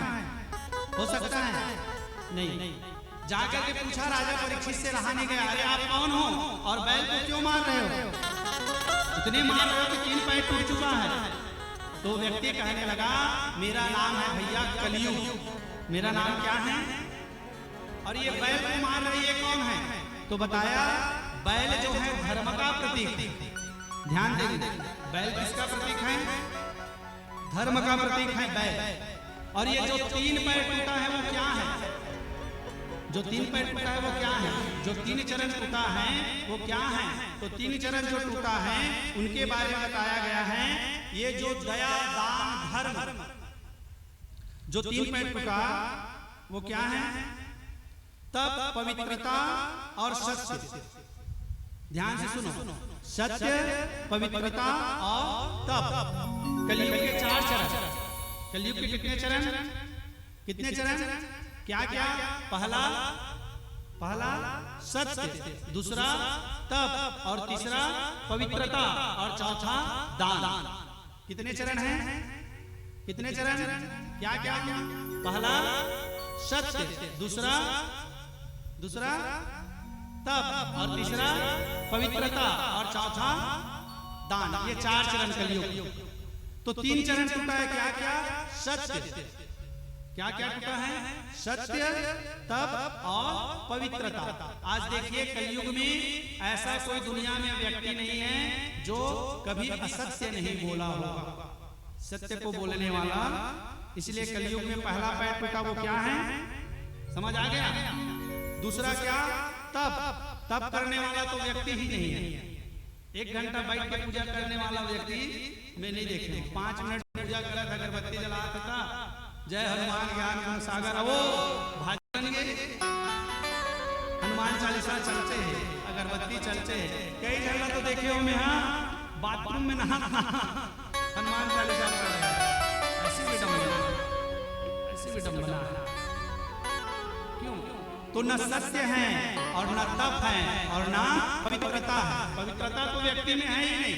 पहले व्यक्ति लोग शौच जाते थे, शौच, समझ गए? शौच मतलब लोटा धर के जाए पहले, तो आया तो कई जन नहाए, कई जन पहली पैर हाथ का बढ़िया धोए तब घर में घुसे। आजकल तो वही मेरे सेफ्टी और वही मेरे भगवान, सेफ्टिक से निकल सीधा भगवान में प्रवेश कर। है क्या? समझ आ रही है मेरी बात? ना तो सत्य है और ना तो तप है और ना तो, इसलिए हमारे धर्म के ये 3 पैर टूटा है। हमारे धर्म के कितने पैर टूट चुका है? और सिर्फ एक पैर में जो खड़ा हुआ है वो क्या है? दान। एक पैर जो खड़ा है वो क्या है? हम लोग कलयुग में आज भी दान कर रहे हैं। आज कलयुग में दान हो रहा है, तभी ऐसे ऐसे धर्म का कार्य का आयोजन हो रहा है, तभी तो ये धर्म चल रहा है। समझ आ रही है? अभी अभी हमारे यहाँ रामायण हुआ, आप देखे होंगे, जिसमें हमारे विशेष दानवीर बैठे हुए हैं सामने, पप्पू साहू जी, जिसमें विशेष सहयोग हमारे पप्पू भाई का तो हमारे गांव के प्रति इतना सहयोग रहता है, कोई भी चीज में चंदा वाला मामला है, मैं बता रहा हूँ। मेरे को लगता है कि हमारे पप्पू भाई फर्स्ट नंबर वाले कोटा में आता है, फर्स्ट वाले कैटेगरी में पप्पू भाई दान वाले में आते हैं। अभी रामायण में भी अच्छा सा सहयोग किए थे ना, बड़ा नेहरू बड़ा कितना देरी से पप्पू भैया याद नहीं आते, काली बता दुर्गा भी वहाँ बैठते हैं तिरंगा चौक में, वहाँ भी विशेष इसका सहयोग, इस साल मूर्ति दिया था हमारे भैया जी। मैं शिव पुराण भी कहा था वहाँ पर अभी पिछले सत्र में, वहाँ भी विशेष सहयोग हमारे पप्पू भैया का वहाँ देखने को मिला था। 5000 का वहाँ भी विशेष सहयोग ये दिए थे। मतलब हमारे गांव के प्रति इनका जो दान है, मैं बता रहा था दान के बारे में, दान हर व्यक्ति को करना चाहिए। समझ आ रही है? दान दे से धन नहीं घटता। कई लोग, खैर बोलूंगा तो कई लोग बुरा भी समझ जाएंगे, जो खिंचता रहता है अंदर, बाहर फेंकना नहीं जानता, तो लास्ट में वो कहाँ जाता है मालूम है? वो निकलेगा, वो लक्ष्मी है, वो चंचल है, वो एक जगह स्थायी रहने वाला। यदि आप दान नहीं करोगे तो अंत में आपको डॉक्टर का फीस देना पड़ेगा। रायपुर में जा करके या तो MMI में, या तो रामकृष्ण हॉस्पिटल में, या तो बालाजी जाकर के आपको देना ही है, क्योंकि वो चंचलता है, वो चंचल। इसलिए हो सके तो कुछ अंश को, कुछ कमाई को दान करना चाहिए, क्योंकि आज हमारा धर्म यदि अडिग है, यदि हमारा धर्म खड़ा है तो सिर्फ दान के वजह से खड़ा हुआ है। इसलिए हम हर किसी व्यक्ति से चाहेंगे, अरे ये नहीं कर रहा हूँ कि आप कितना दान करें, अरे 1 रुपया का भी दान कर रहे हो, वो भी दान कहलाता है। लेकिन जब भी आपके पीछे कोई जा रहा है दान मांगने के लिए, तो जरूर आपसे जो हो सके उनको दान दो, क्योंकि दान से ही धर्म चल रहा है। समझ आ रही है? गौ माता कौन है? गौ माता कौन है? तो ये माँ धरती, ये जो धरती मैया है, सबसे ज्यादा पीड़ा यदि किसी को हो रही है कलयुग का, यदि सबसे ज्यादा यदि किसी को मार पड़ रहा है तो ये माँ धरती को पड़ रही है। और वो माँ धरती आज भी रो रही है, आज भी वो धरती गौ का रूप धारण किए हुए हैं और गोविंद को पुकार रहे हैं, कह रहे हैं गोविंद आजा कलयुग में लेके अवतार है गोविंद, अपनी भक्तों की सुन ले पुकार है गोविंद। गौ माता के ऊपर क्या हो रही है, कितने अत्याचार हो रहे हैं मालूम है आपको? माखन की जगह में बिकती शराब है, और कलयुग की गोपियां तो बड़ी खराब है। आज माखन की जगह में घर घर क्या बिक रही है? माखन की जगह में बिकती शराब है, और कलयुग की गोपियां तो बड़ी ही खराब है, और कंस की बन गई सरकार है गोविंद, कंसों की बन गई सरकार है गोविंद। अपने भक्तों की सुन ले पुकार है गोविंद। अब किसी द्रौपदी की बचती ना लाज है, और बिगड़ा जमाना और उल्टी रिवाज है। किसी द्रौपदी की यहाँ लाज बचने वाली नहीं है। अब किसी द्रौपदी की बचती ना लाज है, बिगड़ा जमाना और उल्टी रिवाज है। और गाय को ले जा अपने धाम है गोविंद, ये गाय को ले जा अपने धाम है गोविंद। अपने भक्तों की सुन ले पुकार है गोविंद, अपने भक्तों की सुन ले पुकार हो गोविंद। आज गौ माता दर-दर भटक रही है। आज धरती मैया जब रावण का अत्याचार था, रामचरितमानस में भी ये बात आया। रामचरितमानस में भी जब पाप बढ़ा रावण का तो गौ का रूप धारण करके धरती मैया जा करके वहां पर निवेदन किया। विष्णु जी के क्षीर सागर में जा करके जय जय सोनायक जन सुखदायक प्रणतपाल भगवंता ये स्तुति वहां पर गाई हुई थी। तो ऐसे मैं बता रहा था गाय रुदन कर रहा है। तो कलयुग को कहा, कौन कह रहा है, ध्यान से सुनो, कौन कह रहा है? राजा परीक्षित कह रहा है। किसको? वो काला कल उठा कलयुग को, हे कलयुग तुम यहाँ से चले जाओ, भग जाओ, तुम्हारा कोई काम नहीं है। कलयुग कहने लगा कि मैं भी एक युग हूँ, मैं भी क्या हूँ, और 3 युग बीतने के बाद मैं आता हूँ। सतयुग, द्वापर, सतयुग, त्रेता और द्वापर, उसके बाद मेरा आगमन होता है कलयुग। तो मैं जाऊँ तो जाऊँ कहाँ? मैं कहाँ जाऊँ? मेरे को कौन रखेगा? कौन कह रहा है? कौन कह रहा है? कलयुग। मेरे को कौन रखेगा? मैं कहाँ जाऊँ? तो बताया गया राजा परीक्षित ने ये कलयुग को रहने के लिए 4 स्थान दिया। कितने स्थान दिया? कितने स्थान? 4 जगह। कहाँ कहाँ कलयुग को रहने के लिए दिया? ध्यान से सुनो।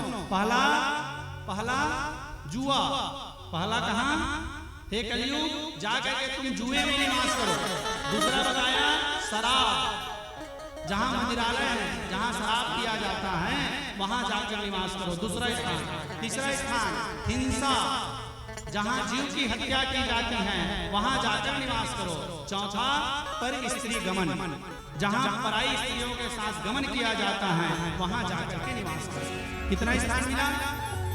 कहाँ कहाँ? जुआ, शराब, हिंसा, पर स्त्री गमन, ये 4 जगह में कलयुग का निवास है। ये मैं नहीं कह रहा हूँ, भागवत कथा में आई। ये 4 जगह में कलयुग निवास करता है। कलयुग कहने लगा मेरा लंबा चौड़ा परिवार है, मेरे 4 स्थानों में जगह नहीं भरेगा, और कोई दो एक स्थान। तो कहा अब एक स्थान तुम अपने हिसाब से मांगो, एक स्थान तुम अपने हिसाब से मांग लो। 4 जगह तो मैं दे दी आपको रहने के लिए, एक स्थान तुम अपने हिसाब से ढूंढ लो। तो कहा सोना। कहा? सोना। कौन से सोना? जो अनीति से कमाया हुआ, किसी के साथ छल करके, किसी के साथ कपट करके, किसी को दुख दे करके, किसी से छीन करके जो धन कमाया जाता है वह धन में क्या हो जाता है? समझ आ रही है? मतलब किसी को आप धोखा देकर छल करके जो धन को कमाते हो उसमें भी कलयुग का निवास है। ये 5 स्थानों में कलयुग निवास करता है। एक दिन क्या हुआ? कलयुग को 5 स्थान देकर के राजा परीक्षित एक मुकुट को पहना, जो मुकुट को उनका जो दादा था भीम, जरासंध के साथ युद्ध करके अनीति से छीन करके लाया। अनीति से छीन करके ला करके राज उसमें रखा था भीम। अब एक दिन जब ये शिकार खेलने के लिए जाना था राजा परीक्षित को, तो ढूंढा मुकुट किसको पहनूं, क्योंकि राजा महाराजाओं के पास बहुत सारा मुकुट रहता है। तो कौन से मुकुट को पहनूं, कौन से मुकुट को पहनूं? तो वही मुकुट दिखा उसको। कौन सा मुकुट? कौन सा मुकुट दिखा? जो अनीति से कमाया हुआ लाया हुआ धन था सोना का, वही मुकुट को राजा परीक्षित पहन लिया। शिकार खेलने के लिए गया। उसी समय ये परीक्षित सोच रहा था कि मैं कहाँ जाऊँ, कहाँ जाऊँ, कहाँ जाऊँ। तो कहाँ जा करके बैठा? वही राजा के मुकुट में बैठ गए जो अनीति से कमाया हुआ, क्योंकि उनको स्थान दिया है 5 जगह रहने का। तो कलयुग कहाँ गया? कहाँ चला गया? राजा परीक्षित के मुकुट में, सोने के मुकुट में जाकर बैठ गया। राजा बड़ा धर्मात्मा था परीक्षित। अब देखिए राजा परीक्षित जब पहुंचा कहाँ? जंगल में, तो प्यास लगा, और जब प्यास लगा तो समीक ऋषि का आश्रम में पहुंचा। और समीक ऋषि उस समय तपस्या कर रहा था। बाहर जाकर आवाज लगाया, जल दो, जल दो, पानी दो। अब ये तो तपस्या में बैठा है समीक ऋषि, नहीं उठा। और जब नहीं उठा तो ये जो है क्रोध में आकर के एक जो मरा हुआ सांप था, वहीं पे सांप मरा हुआ था, वो सांप को अपने बाण में उठाया और बाण में उठा करके वही सांप को जो है समीक ऋषि के गले में डाल दिया। और जैसे समीक ऋषि के गले में डाला, किसी ने जा करके समीक ऋषि के बेटा जो श्रृंगी ऋषि है, इनको जाकर के सूचना दिया क्या कि एक राजा ने आकर के तुम्हारे पिताजी के गले में मरे हुए सर्प को डाला है। ये जो पुत्र था वह बड़ा क्रोधी था श्रृंगी। उन्होंने उसी जगह पर कौशिकी नदी का जल बह रहा था, जल को उठाया और वहीं पर श्राप दे दिया क्या, जिस किसी भी व्यक्ति ने मेरे पिताजी के गले में सर्प को मरे हुए को डाले हैं, वही सर्प 7 दिन के पश्चात जीवित होगा और जीवित होकर के उस व्यक्ति व्यक्ति को डसेगा और उस व्यक्ति को डसेगा जिससे उनकी क्या हो जाएगी, मृत्यु हो जाएगी। जाओ मैं श्राप दे देता हूं। श्रृंगी ऋषि का श्राप लग गया। किसको श्राप लग गया? राजा परीक्षित। राजा परीक्षित को श्राप लगा, जो धर्मात्मा था, धर्म का पालन करने वाला था, बड़ा धर्मात्मा। लेकिन एक गलती, कलयुग के बैठने से एक गलती हो गया, मरे हुए सर्प को ऋषि के गले में डाला। उसी सर्प को जीवित होकर के उनको डसेगा ये श्राप। 7 दिन के पश्चात उनके पुत्र दे दिया। राजा सोचने लगा अब मैं करूं तो करूं क्या करूं, मेरे को श्राप लगा है किस चीज का, कि 7 दिन के पश्चात मेरे को क्या काटेगा,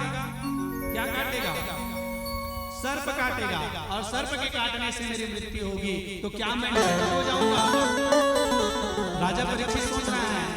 शास्त्र कहती हैं 3 जगह जहां मृत्यु होती है व्यक्ति का, ध्यान देंगे।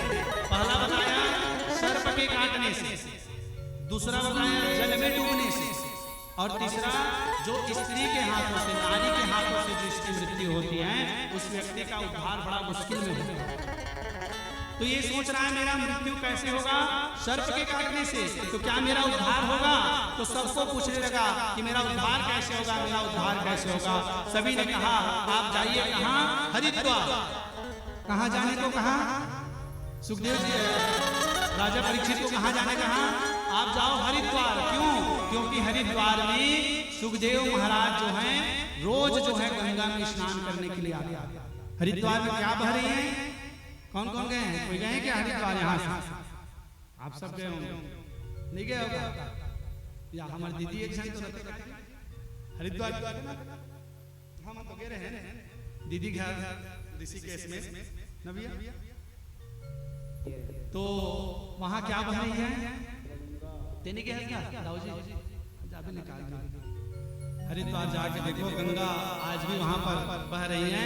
ऋषिकेश शांति कुंज कहा गया है, और वही हर की पेड़ी जहां सुखदेव महाराज डेली आते हैं स्नान करने के लिए गंगा में। तो राजा परीक्षित से कहा कि हे भाई आप जाओ वहां, वही हरिद्वार गंगा के किनारे सुखदेव जी महाराज वहीं रोज आते हैं, आप उनके शरण को पकड़ लेना, उनके चरणामृत चरण को पकड़ करके कहना आप मेरा उद्धार कर दो, आप मेरा उद्धार कर दो, तो निश्चय सुखदेव महाराज आपको उद्धार कर देगा। ऐसा कह करके राजा परीक्षित को कहां भेज दिया? हरिद्वार गंगा के किनारे। और वही हर की पेड़ी के नीचे सुखदेव जी महाराज का आगमन हुआ।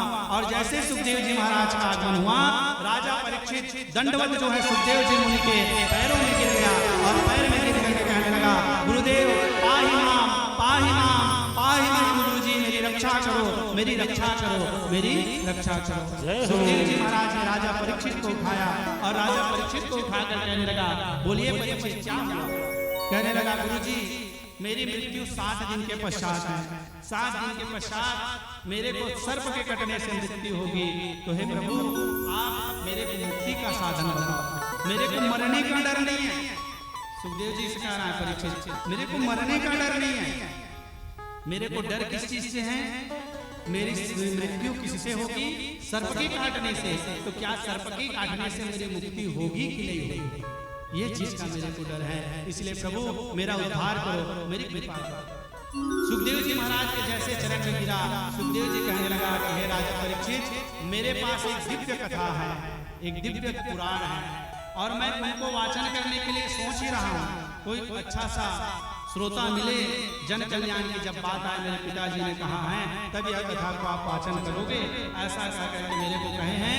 तो आइए आज वो समय आ गया, सुखदेव जी आज वो समय आ गया राजा परीक्षित। अब मैं वो 2 दिव्य पुराण हैं, श्रीमद् भागवत महापुराण की कथा, वह पुराण कथा मैं आपको श्रवण कराने का प्रयास कर रहा हूँ। आप आसन जमा करके यहाँ पर बैठिए, और मैं जो है आपको यह पतित पावनी पुण्यदायिनी श्रीमद् भागवत महापुराण की कथा का रसपान आपके बीच में करा रहा हूँ। आप यह कथा को श्रवण करें। सुखदेव जी महाराज अब राजा परीक्षित को यह पतित पावनी पुण्यदायिनी श्रीमद् भागवत महापुराण की कथा का वाचन करके श्रवण कराते हैं।